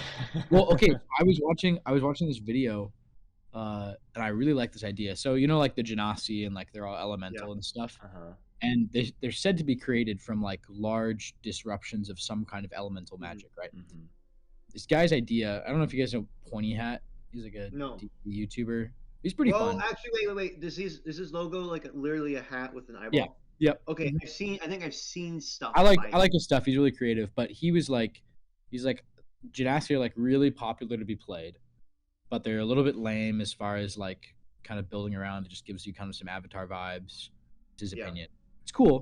But he's like, now what if those were just the most common kinds of Genasi, which are evocation Genasi, and there's actually more Genasi that are based on schools of magic from like say a really powerful wizard casts a super high level spell of some kind of thing, in the same way that some of those elemental Genasi are formed from like big like either evocation magic Interesting. or like that sort of thing. There's like Arcanum ones that are born. So there's like Conjuration Genasi or like Divination. And they give you different racial bonuses. It was cool. It was a cool idea. But in a similar way, like, you know, these hugely powerful beings, such as the Tarask or whatnot, like if their like magic were to bleed in such a way that would like cause, or like how do they reproduce, or like what does that even look like? And there's just a lot of, I think it was a cool character thing, but like one of the Really the interesting. conjuration Genasi was like you could like spectral arms basically is what you'd have. Like you'd have conjured like limbs almost. So like one of their like abilities is that you can carry a two-handed weapon as if it were a one-handed weapon because you have like another arm like holding onto it almost. Oh, weird. You could dual wield like great swords or something. But Oh, that's so great. yeah, there was some cool. He's pretty creative with those things, but I appreciated it. It was pretty fun. So Yes, I am. If you guys look at our general chat in Discord, and if you scroll up to where there's the polar bear, I've been trying to figure out how to make the polar bear from Casting Shadows into a character. oh, dude, that'd be fun. It looks so fun. Yeah, I funny can't- enough, they don't have like a bear person. You know, they have a lot I of know. That is unfortunate. Bears. A bear would be such a funny trope. I want to be Wilson. Winston. I mean, you could probably easily take the lion and Mhm. race flavor. Reflavor it. Well, you could also, and I've also looked at like Goliath. Yeah, that's true. A really Goliath- hairy. With the new Goliath, you could Goliath, also Lionin, do elemental crossover. stuff. Or Because you can there's still another have claws for sure. Yeah. And then- Probably intimidating presence and also like resistance to cold. Like those are probably the abilities that you would. Oh, gain, for you know? sure, for sure. easy.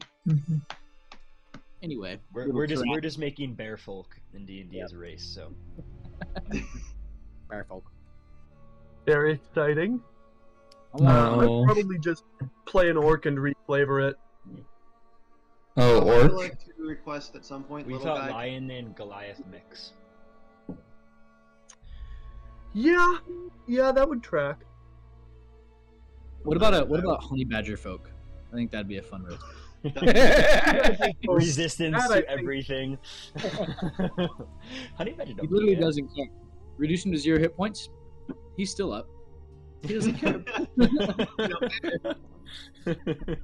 However, his social skills, charisma automatically is at a 5. And he just fights. That's all he does. He just fights you. So, Yeah, I saw it was coming. Yeah. teach y'all to play this shit in 20 minutes. It's in-person Full session. session. Print off some playbooks, and we're ready to roll. Anyway, I would probably, the Travelers and Outsiders book does look really cool too. Anyway, we're gonna go to Grackle Stew. yeah, I mean that's. We could that's, just like go I think, straight to the safest place mine. to go. I'd like If we to could- grapple to Grackles. If we Travel by just map. if we just go to the miner and say, hey, can you take us to the bottom of the ravine or anything close to that, and then just go from there. And I think we need. Here's the only thing. Is that we need a place to go back to. Sure. Because say we find the obelisk or whatever. Like, there's no way that we could like do a fight and then try and go back out into the underdark. We need a home base here, so that we actually have a whether that's like setting up a camp or whether that's like that sort of thing. You know what I mean? That's what I want to push. Is that is the miner still with us right now? yeah. Okay. They all lived. I'm gonna walk over. I'm gonna kind of talk to. So, you miner person, do you have Y'all is there a way for you to be at the bottom? Yeah. Continue. Keep going, Adam. I have an idea though. Okay. How far deep does your mines go? Does it go all the way down to the bottom of the ravine, as I understand it? I do not know that I have seen the bottom. It is deep.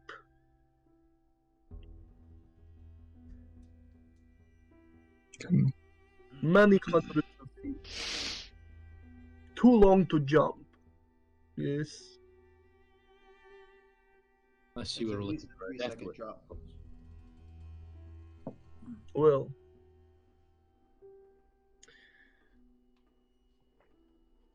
I don't know if this will work. Keep thinking, Matt. Make the sphere be a hamster ball. Go down the hole. Is that what and you're you fall. Then you die to physics. I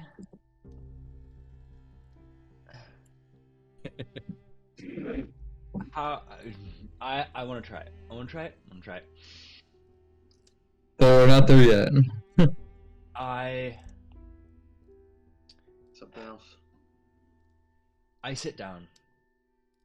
Oh, nice. I sit down and begin to recollect the images of the black obelisk that I saw when I touched the shard, Oh no. and I would Okay. like to cast the scrying spell. Ooh. Ooh. Ooh. I think that Now- as we're walking away.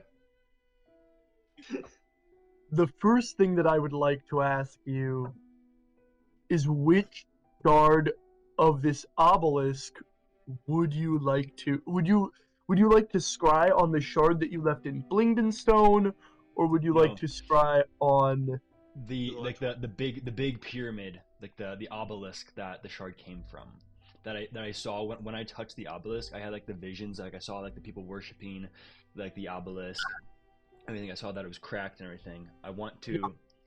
I've seen it, and so I want to scry on it to see it again, like Okay. possibly any like landmarking locations that like rock formations, kind of rock that might give me more detailed information of like maybe the kind of rock that we might be near and everything.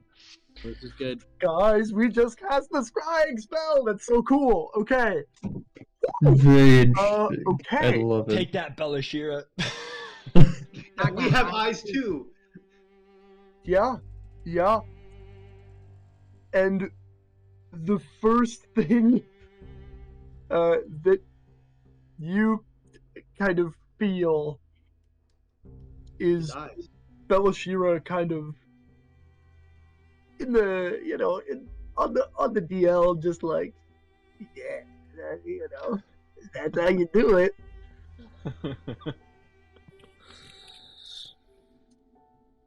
You see your home briefly for just an instant, and you can see flashes of other places. The Underdark, the above world, other worlds of which you have no comprehension. And you see the anchor standing. How tall is an obelisk, Dan? I'm imagining like 30, 40 feet. Sure, yeah. An enormous obsidian pillar. And dug out around it is a room. I guided them here. You see gray, wiry, wild-looking humanoids and hands clawing pickaxes, tearing at looser ground than you remember, than that you've seen in the rest of the Underdark, right? Mm-hmm. You see worship. You see eyes. And your view is complete over a titanic pillar out of which a gash leaks magical energy. Something about that energy is unstable. Mac, it is profoundly your area to order the laws of reality in the way which you desire. You can this disorder sits with you like it's like a feeling in your chest. Like it's rawly disquieting. And the gray these gray gnome guys seem to love that. They seem to be soaking in that.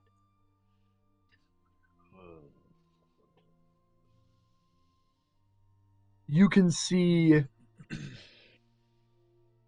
a council of priests standing before a room, their eyes pulled free from their sockets, dancing in a halo around their head. The synaptic nerve dangles down by their ears. Yes. The chief among them has a halo of 8 eyes.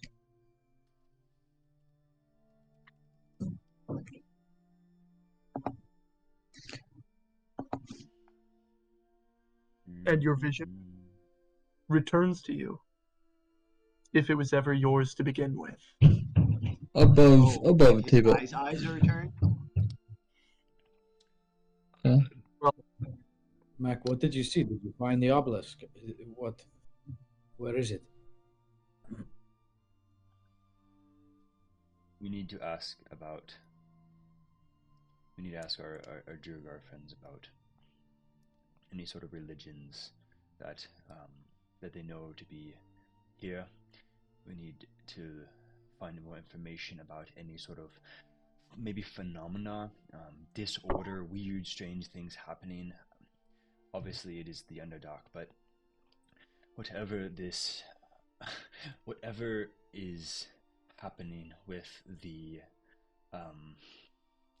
obelisk, it is inciting disorder. It is creating chaos, and it is exuding magic of which its cultists are feasting on, and it is loathsome to me. I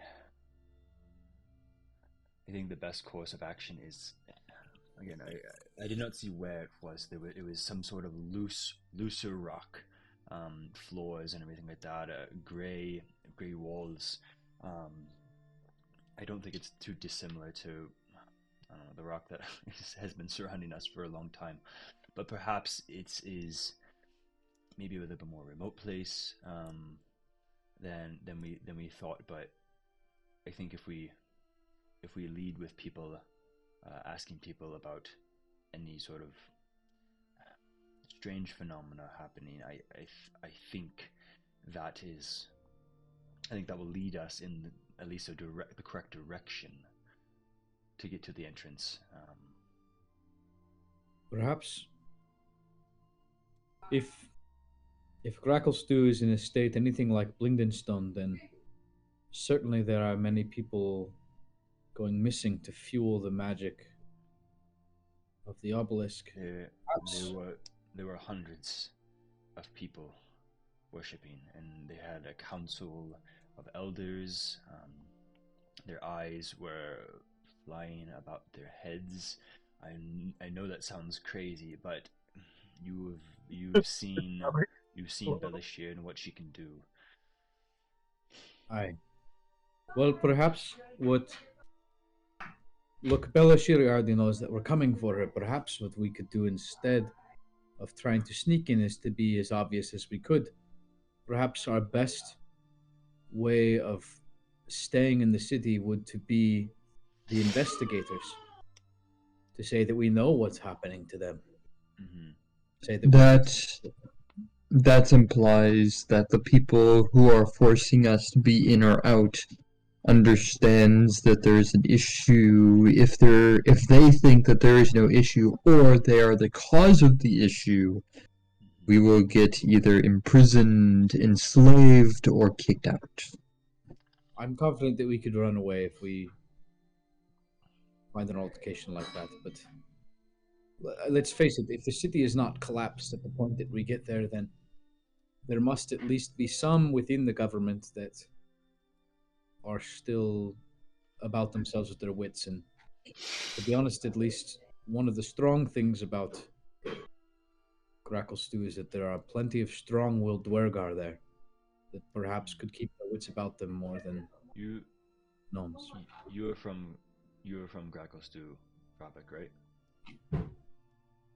I was born there. Aye. So do you some know time. the layout of the city? I do. I used to be a guard. Okay. I would go on raids and we could. Perhaps, do you know any people there still?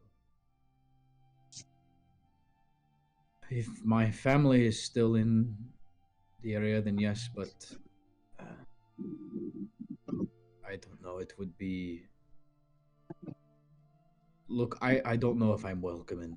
Well, I know I'm not really considered a Dwergar anymore to most standards of what they look like, and to be honest, I the reason that Edwin is here with us is because I helped him break out of the city, and I have been on the run from them since. I do not know if I will be welcome, but we could perhaps find some in there. But I think what would be best is if we first established some place to rest, a place to hide out, as it were. Yep. Judging from the judgment of many of the other the Dwergar in our company now, as well as the allies that we've had before, if there is perhaps a church in the outer market, in the district that we could go to associated with the order, then that might be the best place to look without them prying over us. Seems like they want nothing to do with them. Could be the perfect place. If someone is invisible, there is no way to see them, right? If they're invisible, we just can't see them.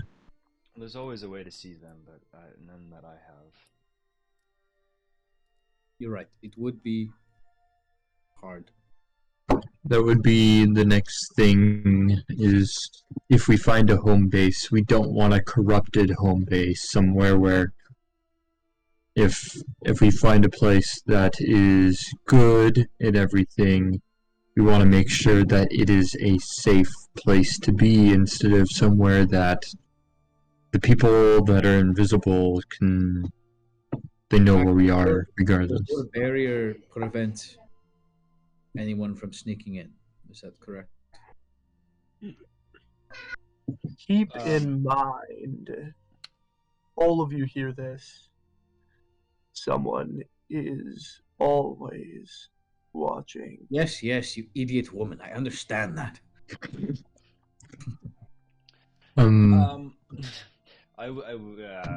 I'm inclined to stay inside a little sanctum.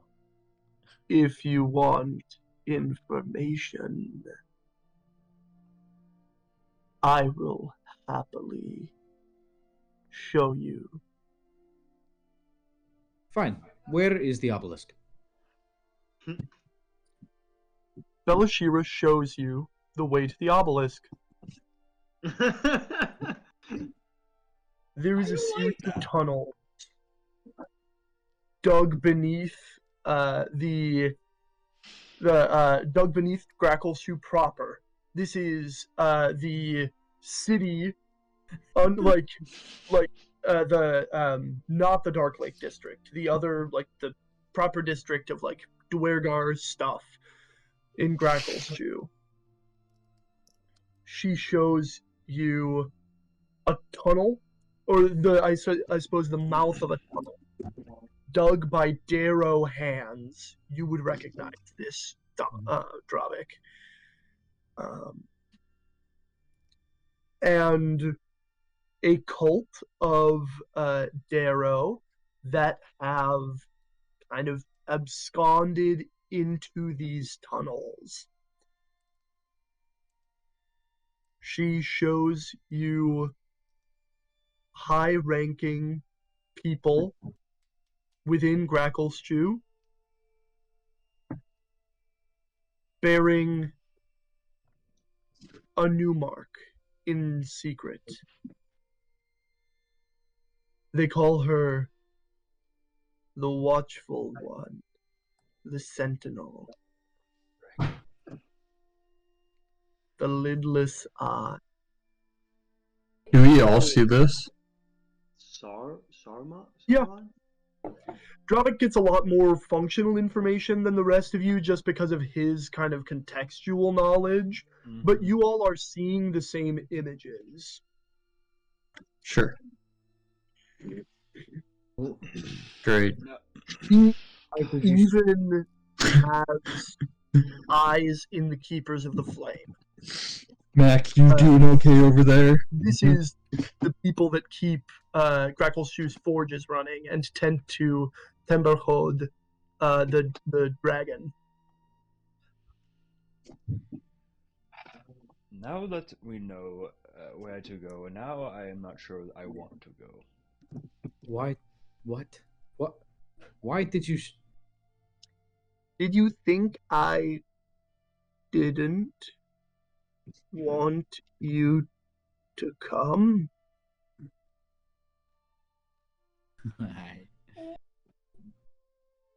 Don't you know that we're trying to destroy it? You must know. Often, those who seek to destroy a religion are the most useful evangels of all. This isn't Caitlin. We have to make it step. We may have the same issue that we had with that altar, with us being there may have accelerated that beast of being there. Who's to say that that won't happen again? This is out of character. Well, cause this is very high wisdom for a -1 wisdom. But anyways, yeah. Essentially, curious. Like, you gotta throw you a bone. Say that again. We occasionally gotta throw you a bone. Yeah. Well, you would understand a gamble curse, so. No, what he's more worried about is just the fact that if we say yes to, we may have the same issue like what we had with the altar, with the whole like, because we're there, it'll increase the chance of something bad happening that we can't control.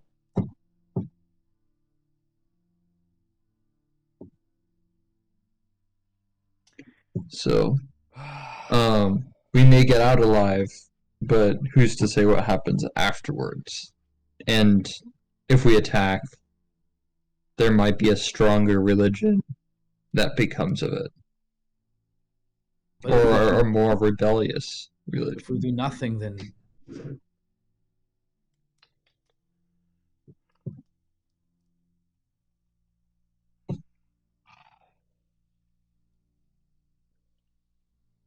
something must happen. Something will happen.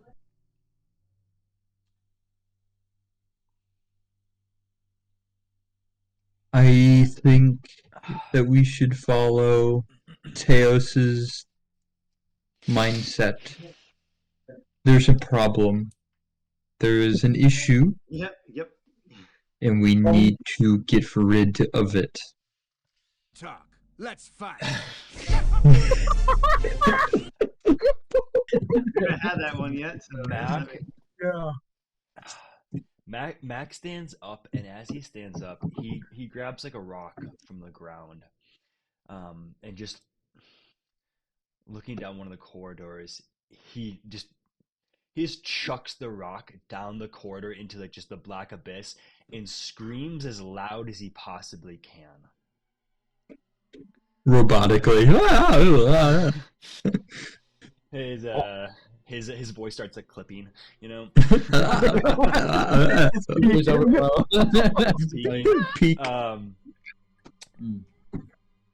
And he falls on his knees and literally just puts his hands into his face. He throws his spell book onto the ground. And he's just lost it.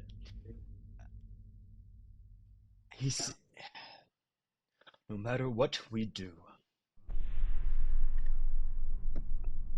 we can't play into her traps. She wants us to have what we want, because we want to go, we want to destroy this, and it's the very thing that she wants. She wants us there for something, and I cannot see it.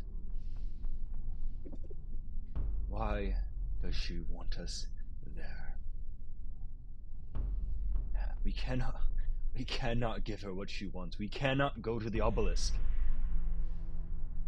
Then where do we go? What do we do? I don't know. And as you shout that last furious bit, you begin to hear rumbling. Again, from a ways away. You in your guys' Well- head, you guys hear he's back. We need to get there. We need to get to town. We need to go. We can't be here right now. We need to go. Little guys again, like immediately turns like bright yellow to orange to just basically mimicking like the dark sides of the cave wall. He's like gotta go. I'm starting like, and then like I try to push myself against the wall, like trying to hide and verge to the wall. I'm like, I have to run, and so naturally I climb up on Dravik. As we start to take off, I just, in like a very similar state to Mac, like, why does this feel like what is happening in my mind right now? I suppose the only way is forward. Who knows if really her plan is to make us stay away so that her goals could be complete by doing this sort of thing. There's nothing that we can know. And as frustrated as I am, I think that we're going to die right now if we don't run. So I suppose that would be part of it. But Run! I'm currently running. Run! Dravik, one thing to notice this time while you're running, little guy's arms, one set of them, the one closer to you, like your chest, are the setup. You have one of the legs is wrapped around your waist. You have another set of arms that's like wrapped around like the top of your shoulders, and then his lower arms, they're partially wrapped around your side, but not as tightly. Like you don't feel like your shoulders. You feel like the ends of his hands is like Right. claws, like digging in a little bit. Yeah. But the lower set of arms, you don't feel the claws. And as he is invisible, you do notice that as you're running, you occasionally hear a dunk, dunk, dunk hit your lower chest area as you realize he's praying the rosary right now. As the rosary is like hitting your chest, so he's like praying with Teos's rosary right now, doing some Hail Marys, like help us. So We'll make it, little one. Don't worry. The next step. After another like less than 30 minutes, it subsides again. I think we keep on going into the town, and at the very least, let's find some place to chill and actually have a time to be in a bed for the first time in a while. I've missed that. This is day 9 of a 21-day journey. Oh, we have a while then? We have a while? Oh yeah. Oh yeah. We I have thought a we while. were Wait, Sir? we're not close to Grackle Stew? No. Oh, Yeah, I thought we were like a I half thought a we day were, like, away. travel- yeah. Oh. My So- mindset is to just keep going until we It- reach Grackle's. That's true. I mean, Fast, more progress. unless It might be just something worth. gets in the way. Yeah. It might be just worth getting rid of this creature before we continue going. Who did I say? Creating Are a you saying that scenario. out loud, or are you thinking that? I say it out loud. You hear in your head, "We cannot kill it." Kind of like fearful, but also at the same time very pointed. Like matter of fact, like it cannot die. We cannot kill it. To be Little guy truly believes that this thing is unkillable. yes, and I take your point. I understand that, but that was you against this creature. This creature against Wait, some bugs, and They were fungi, in fairness. I'm sure that they're pretty fun we're too. fun guys. Uh-huh. But this creature has yet to see whatever name we are. Tom, where is We're Avengers. within the safe houses that Edwin and I had? Is there one that's Hmm. close by on the way? And can we make it there in how long? Ooh, that's a great question. You could get there for sure. So, the closest one, roll me a luck check. Natural 20. Another one. Oh no. That'll be a 15. 15? Yeah. You could get there within like 6 hours.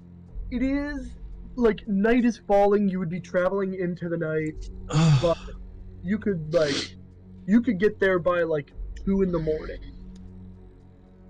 I know a place that I think we could be safe. It has supplies and a place to rest. Let's go there.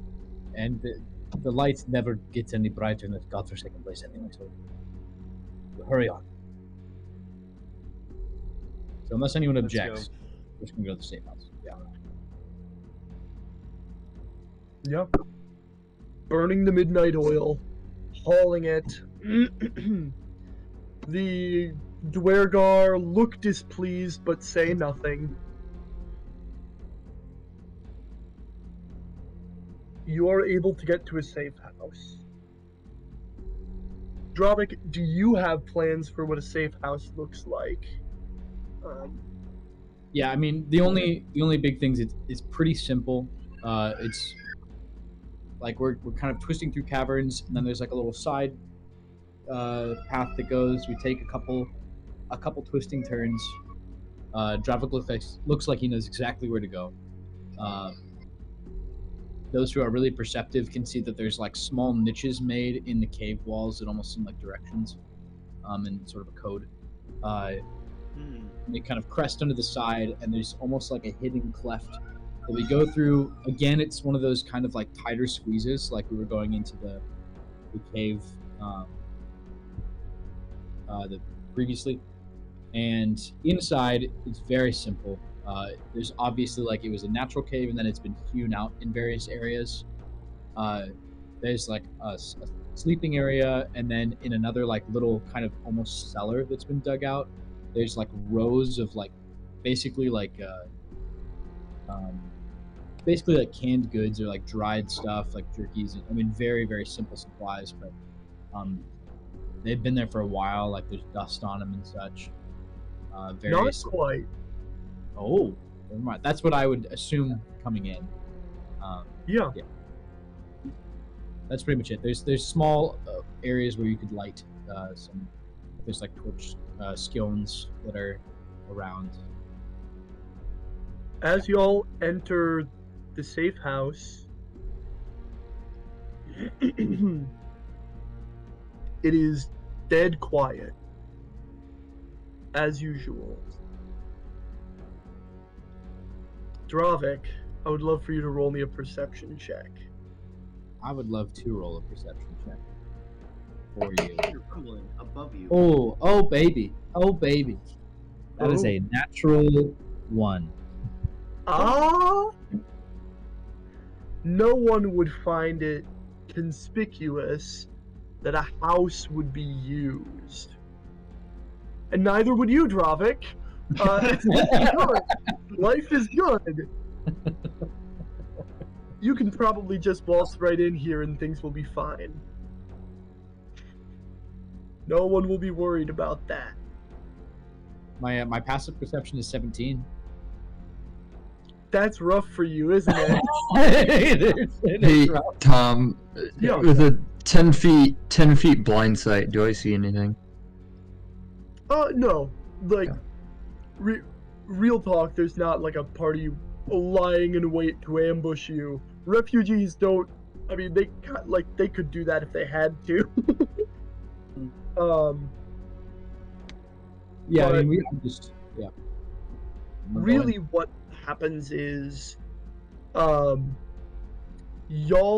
walk into the house and hear under, and eventually, Dravik, you hear from under the floorboards knocking. Which is to say, someone is down there and wants y'all to let them out. Oh. Okay. There's like a trap door in the that goes down to the cellar. Yeah, like that'd be maybe where the supplies are. Sort of thing. No, like y'all have space under the floorboards built in for people to hide on the off chance someone comes looking. I give a series of knocks that would be kind of the symbol or like the signal for like Underground Railroad, just to see what they do. They like. Let me make an intelligence check for these refugees. It's actually pretty high. They remember. Oh, good. It was not first on their priority list among fleeing hostile territory. Okay, I open up the floorboards of an area like underneath a very beat up, shaggy rug. Kind of lift it up and pop open. Yeah. Still holding my spear, kind of at the ready. You see a drow couple, 3 slaves, and 4 children. 4 of their children. And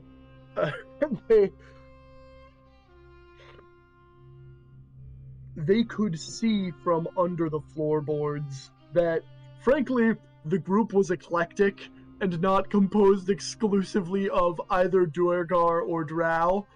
And they were like, okay, probably fine. Mm-hmm. Plot twist. We're all in disguises.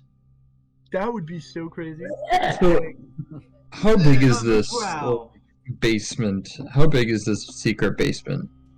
It's just Like under the floorboards, that's like you're pretty much scraping belly with the floorboards. If you were really, really looking, you could tell that some of the flooring offers more resistance because you can you're pressing on the people down there. Weird. Well, this space just got a lot tighter. Hello, refugees. Where do you find yourselves going? What station are you traveling to?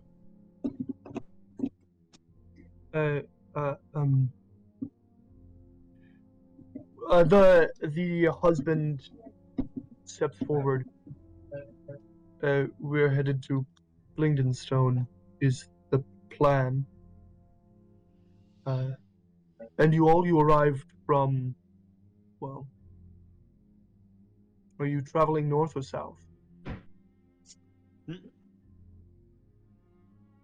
North is to Gragglestew. We head the opposite way of you. But if you'd be so kind, I'd like to use this safe house. You're welcome to stay with us as we're here. No one will hear a word of your travels. Of course. The safe house has room to comfortably fit, room to comfortably fit 4 people. As per usual, there are 9 people here, and 5 of them are adults. Plus the party. So Yeah. it's gonna be packed. I I turn to Mac and Yeah. because there's a series of corridors outside as well that are still off the main path of like, do you think that your sanctum could create sort of a pseudo wall that could extend the boundaries of the safe house just a bit? If some of us, I'll volunteer myself at least, but most of our party could sleep on more of the outskirts. Yes, we can. I can create essentially a private sanctum for this, and so we can even have some room to walk around in and breathe outside and make it like a little gated area. So yes, I can do that. Thank you. Great. I think we'll just get situated for the night. I ask all of them if they do you come from Gracklestew or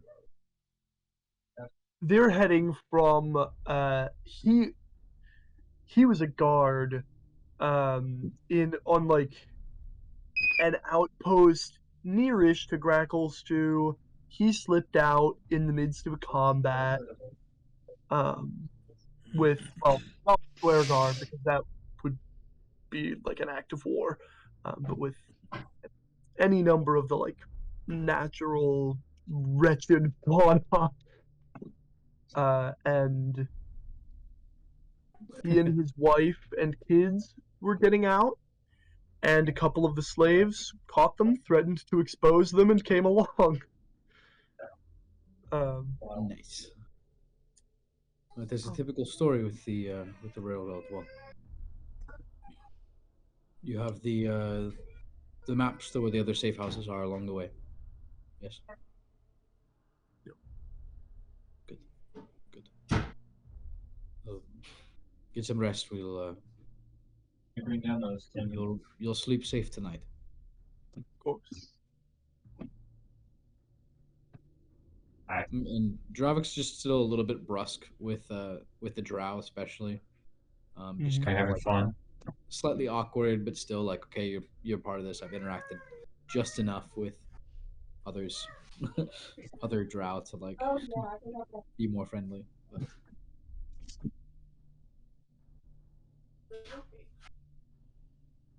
y'all can hear the mother singing her children a lullaby as we retire for the night.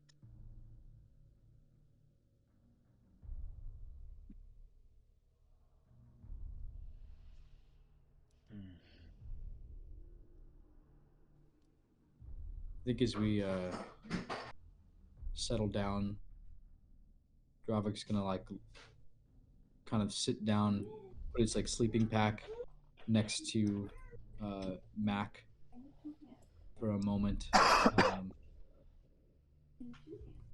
of stare off into to where the singing is, and just kind of.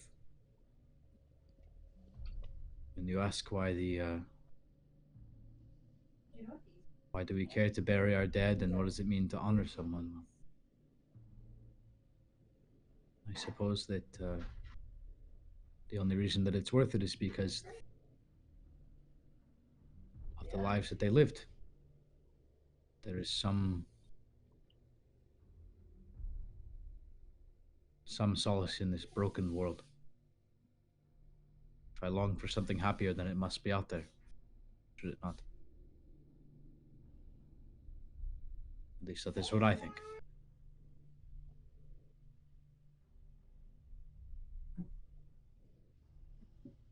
What kind of god would be cruel enough to create beings that long for something happier than whatever they could get on this earth?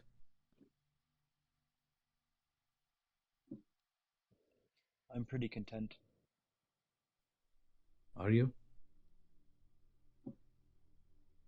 I just saw you throw your spellbook for.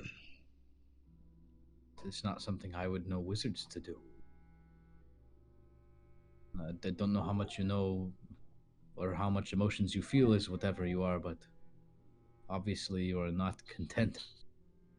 That is not a word I would use to describe yourself.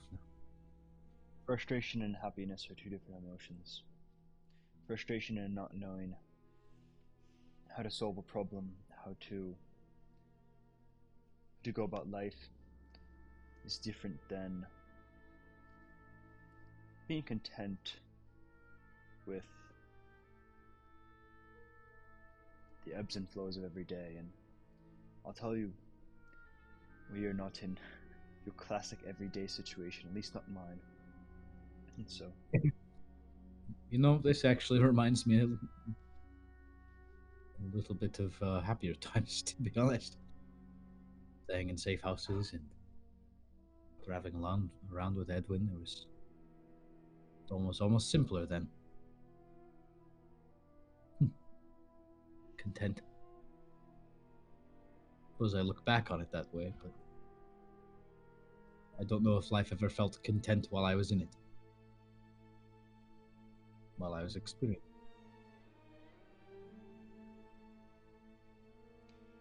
suppose there is always a next thing. You know, for me, it's studying the obelisk, my home. It was the next spell,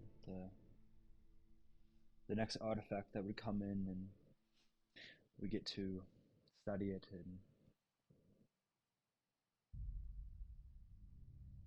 And after that,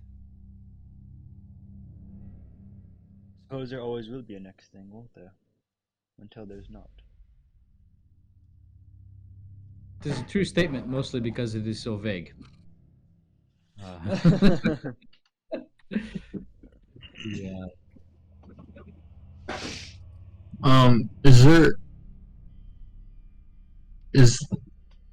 Is there a kitchen in this house? Give or take. Okay. Curtis is looking for something to like he's raiding the cupboards looking for some booze. There is like cleaning alcohol. Clean your wounds with. How desperate are you? They got that 91% isopropyl. Basically, yeah. That version. Is there running water? Oh, are you actually trying to dilute it? I think there's like a stalactite that like drips water into a small like basin that's been carved out. So there's like some kind Oh of my dirtyish shaved water. It'd be my thought.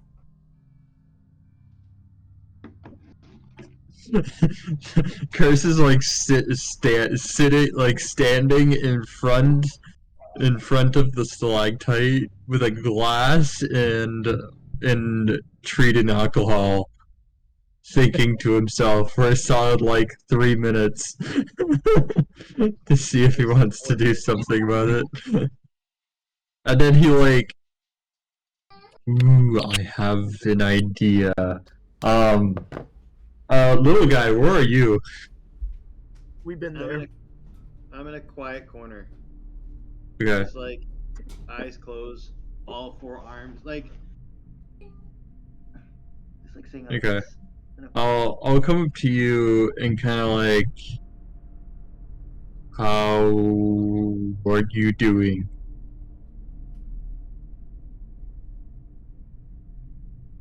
Alive. You're doing a lie. I am happy that I'm alive. Oh, alive. Okay. It's good to be alive. Curse, I'm scared.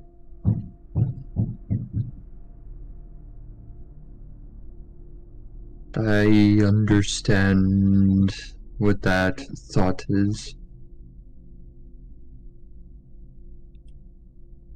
I don't know what that creature is. I don't know why I know its name. I don't know why it's here. I know it's following me. Are we close to where you lived? Great question. Am I somewhere close to the The Neverlight Grove? yes, I Netherite Grove? actually Something. straight up don't know. One sec. Let me try to locate the map That's a here. great question because I have no idea. Now you won't believe me, but as it happens, I did have things backwards, and y'all are traveling south. But Got it. We're going south. The other people going north. Got it. as it happens, the Neverlight Grove is not that far away. It is like not like depending on how close y'all choose to cut it to Dark Lake, like there's a path that leads. Obviously y'all have chosen not to go through Dark Lake, but like if y'all want to take a path that leads you like by that shoreline, you could do that. The alternative is going like near or through the Neverlight Grove. Then my answer to Kirsten would be I don't recognize this area, but I think we're pretty close. Okay. Like at the very least, on our way to our final destination, we'll be close. But I don't. If this large. It wasn't. Chris, has it always been there? Has it just been waiting outside the grove for me? I mean. I safely traveled from Netherlight Grove, and I never saw it the whole time. I've forgotten it. It's been so long. I mean, there's groups of people that are territorial. I don't see the difference between an animal being territorial. Maybe he's just chilling and it's just a happenstance. Not an animal, it's a monster. How long have you left him alone right next to the Neverlight Grove? Who's saying this? What? Great question. Little guy, how long have you left the Pale King alone right next to the Neverlight Grove? I mean, how long has it been since you checked in? Great question. I think like once I got to Neverlight Grove, I have not left the Neverlight Grove until this adventure type of thing. So I've been staying with the Myconids this whole time. Only leaving out of curiosity for the doctor being like, hey, I want to study your fungus a little bit more. It's like, okay, cool. Okay. So it's been something like a month you've been away. Yeah, at this point. Okay. So, like, quick timeline, like, a long time ago, the attack happened, and then you chilled with the Myconids, and then you left. Okay. But the Myconids weren't the group of people that... Myconids, whether they meant to or not, did save me. I think they're more defending their territory. Okay. But it's a different entity it's a different group of people than the group of people that you had during the attack. The Myconids is who I grew up with, and the Myconids are the people that found me and fought off the creature. The creature seems to be a lone wolf entity that Gotcha. doesn't necessarily particularly have... He's by himself. Gotcha. Okay. It's interesting to call him a king then. With 1 month, as your mind wanders, you just think, what could that thing do to the Neverlight Grove in 1 month?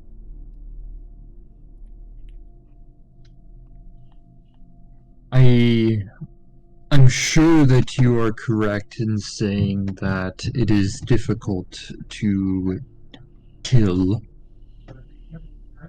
but I don't think it's impossible. Unless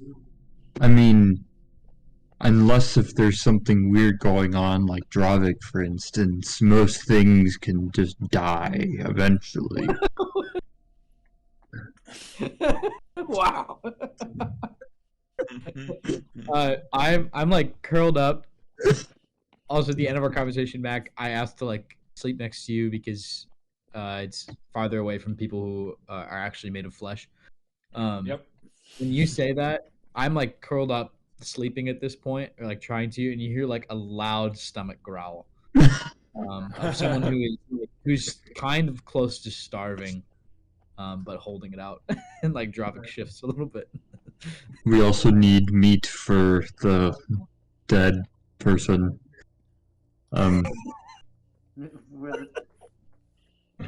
Anyways, the reason why I'm over here, do you have any spare spores or spare fungus or anything? What? Couldn't get alcohol, so he's trying shrooms.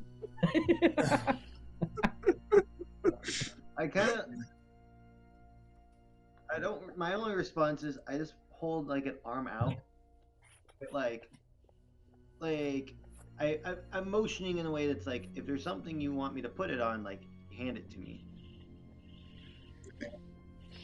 I hand you an empty glass. And then I take that empty glass, and then I turn it sideways, and I just kind of scrape it across my front mandible. Great. And just hand it to you. And it's like, this is cluster, like 1 inch long, about 1 inch wide-ish, a conglomerate of just fluorescent fungus at the top of the cup. Some of it kind of drops down, but a lot of it's sticking at the top, and I just hand it to you. Okay. And then Okay. I put my hand back, and I silently just close my eyes again. Okay.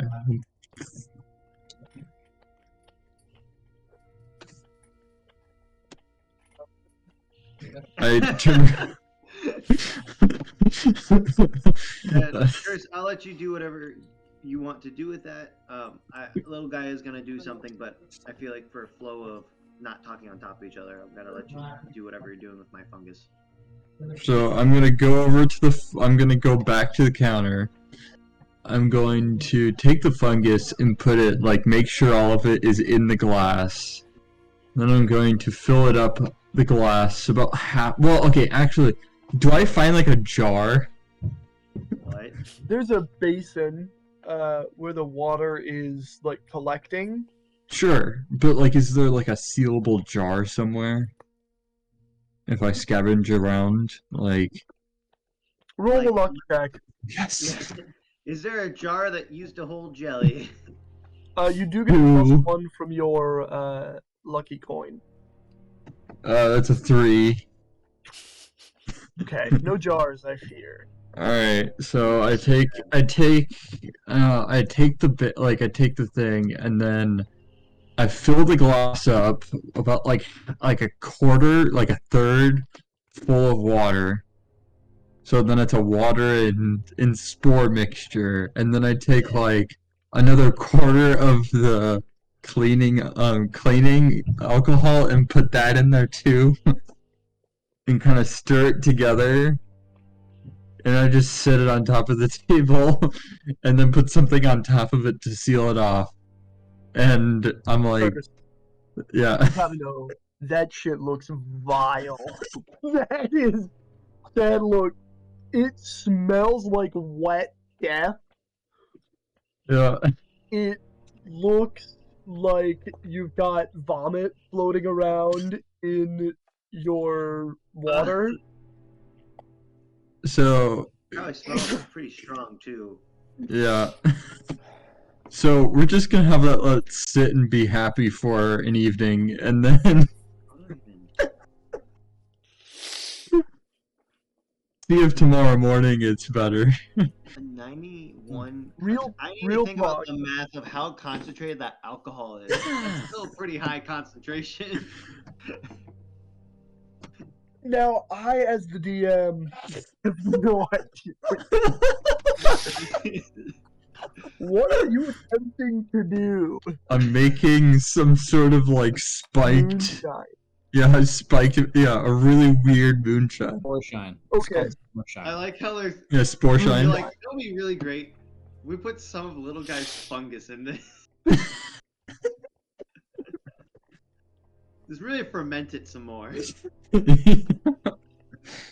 So, Anyways, if that's what Curse is doing, I would like to go back to the little guy for a little before we take sleep yes.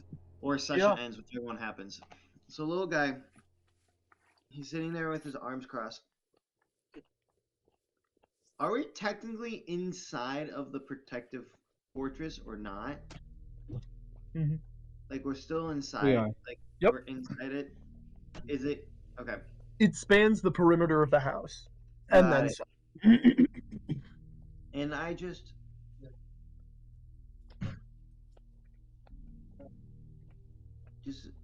little guy just sits there in silence. And just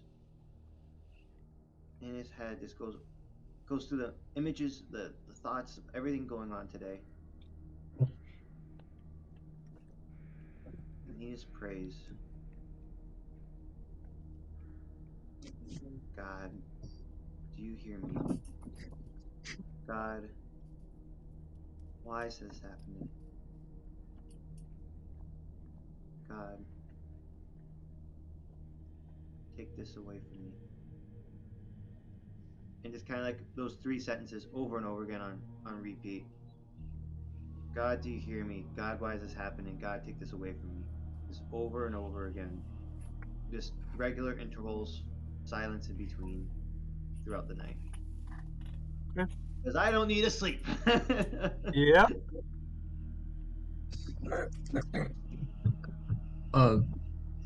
Chris finally puts it inside of a cupboard high up somewhere where like no one can get to it immediately, and then Gosh. it just sits there. Overnight.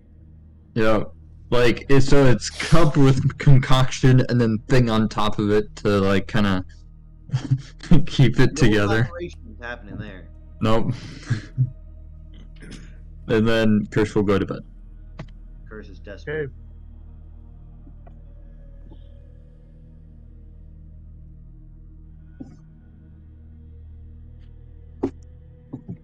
I don't do that. I guess. Yeah, my computer doesn't either.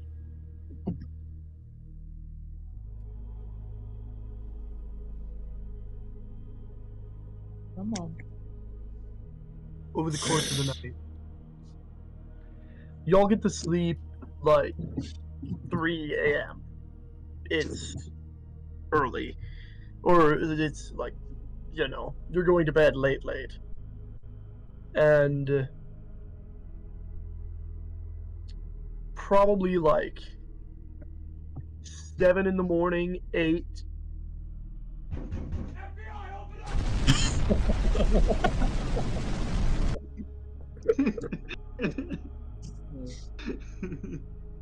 You all begin to hear rumbling Oh no. further down the cave tunnels. Are they coming towards us? It is coming toward you. Dang it. Well, There are a lot of very specific corners that y'all took in a very specific sequence.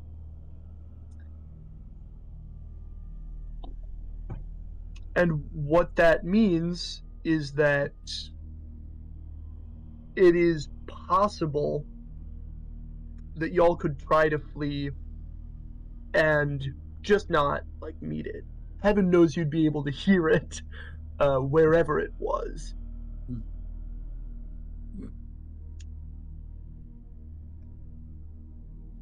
What do you do? I motion for everyone to be very, very quiet. The sanctum like makes it look like there's like wall and stuff, right? Feel like it's actual physical wall. It says like a gray mist. Is Okay. it says the barrier of the warded area appears dark and foggy, preventing vision through it. Okay. So it's kind of Okay. Yeah.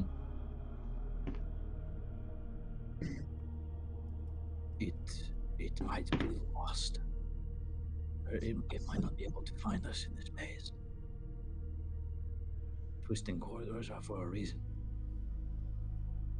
You also know that sound doesn't.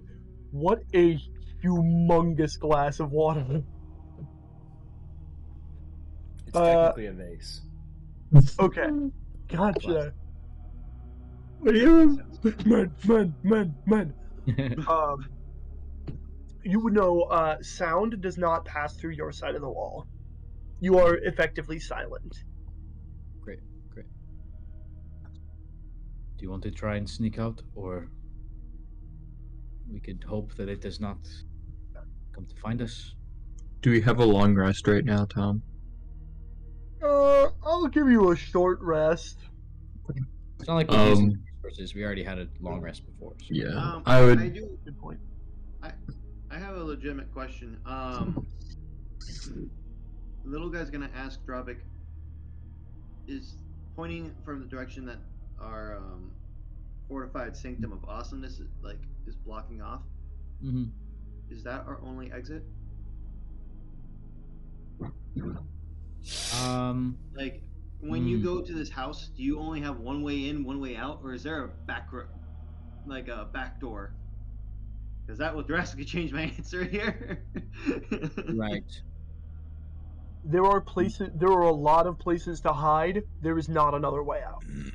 Yeah. I mean, these were pretty simply built. In a sense of like, most people wouldn't be able to go into these cave systems and actually find it anyway. So there is like one path. In that case, we need to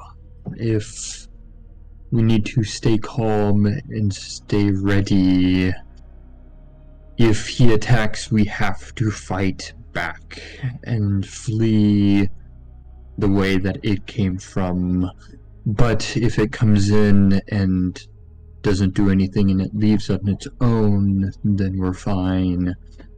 I don't think we'll be able to go to sleep again. I do need to check something though.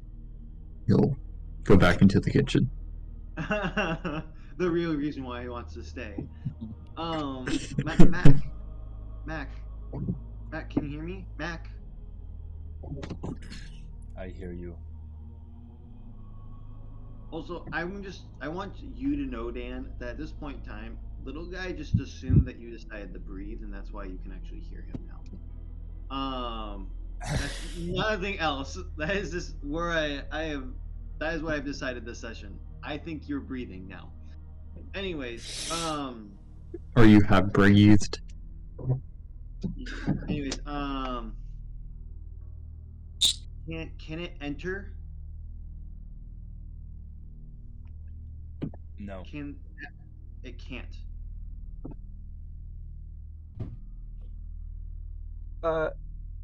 Dan, is Mac lying to Little guy, or does he believe little that? guy right now? Yes.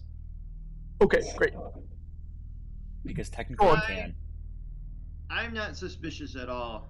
So of Mac, I feel like Mac would be pretty straightforward. So I'll be like, okay, then I'll just let you guys know, like, if it can't get in, we could stay here. We could hide here. We are safe. Little Hoppinses. Y'all hear the trampling of heavy footfalls begins to give way to crashing.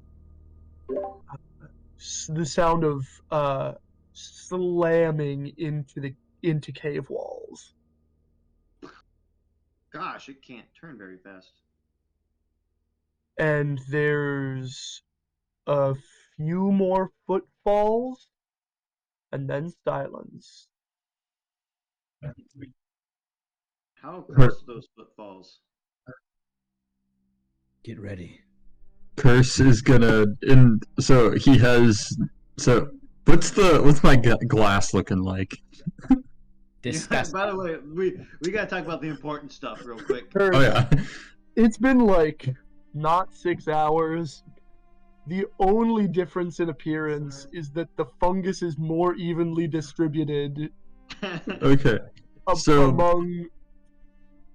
and then okay, Because so last- Curse will get the glass, and then he'll Can I listen. add something to that real quick? Actually, Yeah.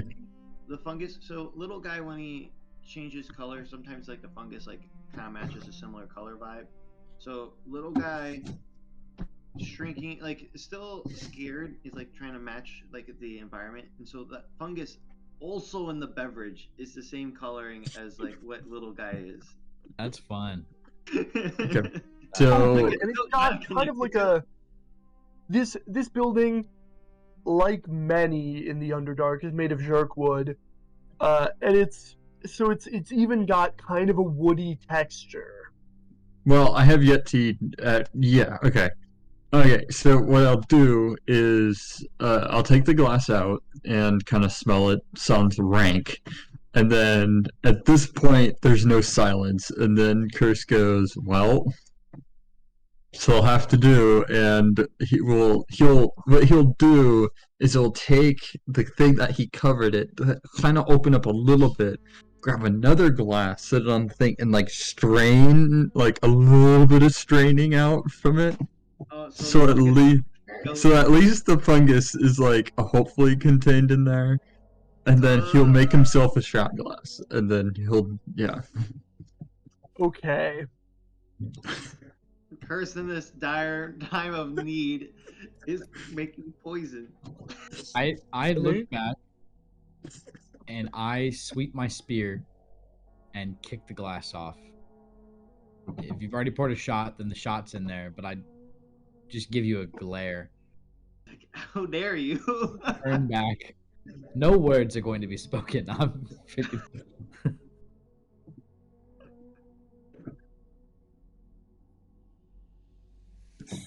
And then shoot it down, and then sit down. Curse, this is the worst damn shot you have ever taken. Like, it's really like. You know what, little guy? What do I need to roll? What do you think your spores taste like? Furry. It tastes furry. Oh, imagine like the texture of like wood in that it's like, you know, like Yeah, rotten wood. that like licking a popsicle stick, you know, but it's covered in like a thin layer of fluffy moss. Yep, that's exactly what Alright, yeah. So And it yeah. tastes really bad. It tastes earthy.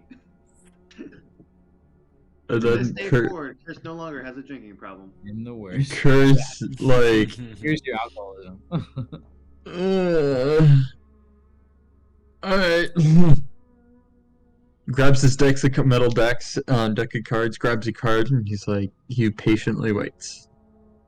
Little guy has his spear What out, the- his glaive out, and goes, takes his hands and goes zoom, as it grows out of his hands, holds onto it, and then casts invisible on himself as he disappears. Can I get to the roof relatively easily? No, I don't think probably the building has roof access. Okay. I don't think it has a roof. The It's roof just is the cave. basically inside of a cave. Okay, gotcha. Wood on the Okay. edges to be supported. Yeah. Alright. I'll probably tuck into, like, is there a window by random chance? Yeah, there's probably windows. So I would get to a window and kind of peer out the side of it and wait.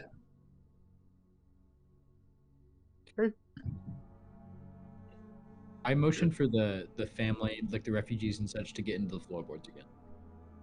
Yeah, they were on the verge of asking what was going on, but we're kind of gonna let y'all cook. We already did that in the kitchen.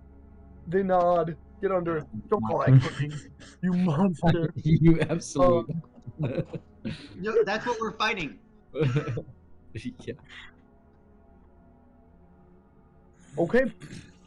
Minutes go by. Lots of minutes. And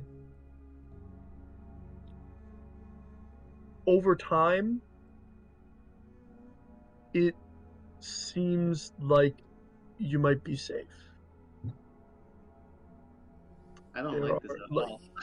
By the time half an hour has gone by, nothing's happening. Okay, just to clarify, we heard footsteps, and then you just stopped. There's no, we heard them going Right. off in the distance. They just I think he's stopped. waiting, but I do need to leave in like 3 minutes. Just FYI. Yeah, I should probably. Then I Disagree. suppose in this eerie stillness, we'll just end the session. Nothing bad could happen. There is Nope. there is no war. There's no war in Bossing Say. There's no war in Bossing. There's no war in Bossing Say. So Mac, where are you at? I'm in the sanctum, but I'm like outside the actual like building that my sanctum's surrounding. Agree with that. Also, this safe house is just randomly in the middle of the Underdark. No, it's in a cavern. It was in a series of caves. My imagining is that it's like, I mean, there's what we went through was kind of almost a labyrinth of like side passages that people really go in, and one of them opens up into what we've kind of dug out of the and built up the safe house. But it doesn't really look like a house. It's just like using the natural part of the cave, and then there's some like wood flooring, and maybe a wall or so if it needed to be built out. But that's about it. So. Supposed to be inconsistent. There you go. Yay! More things about little guy. Yeah. It just gets weirder from here.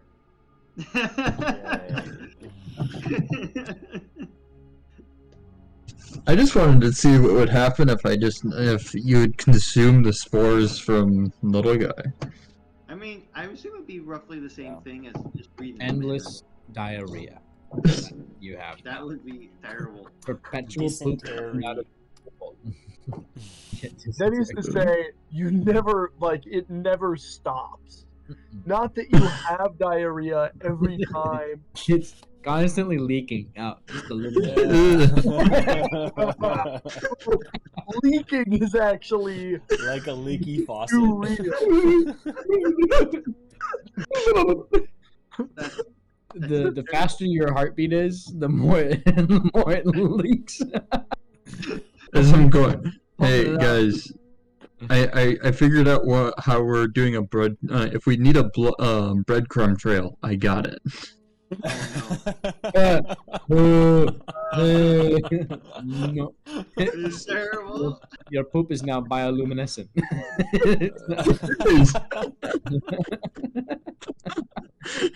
You're a painter, Harry. You're a painter. You're gonna have one nice flowy dump. It's called being passed with trays.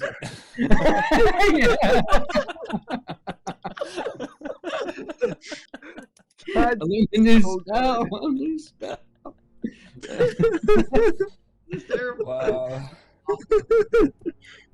Awful. All right.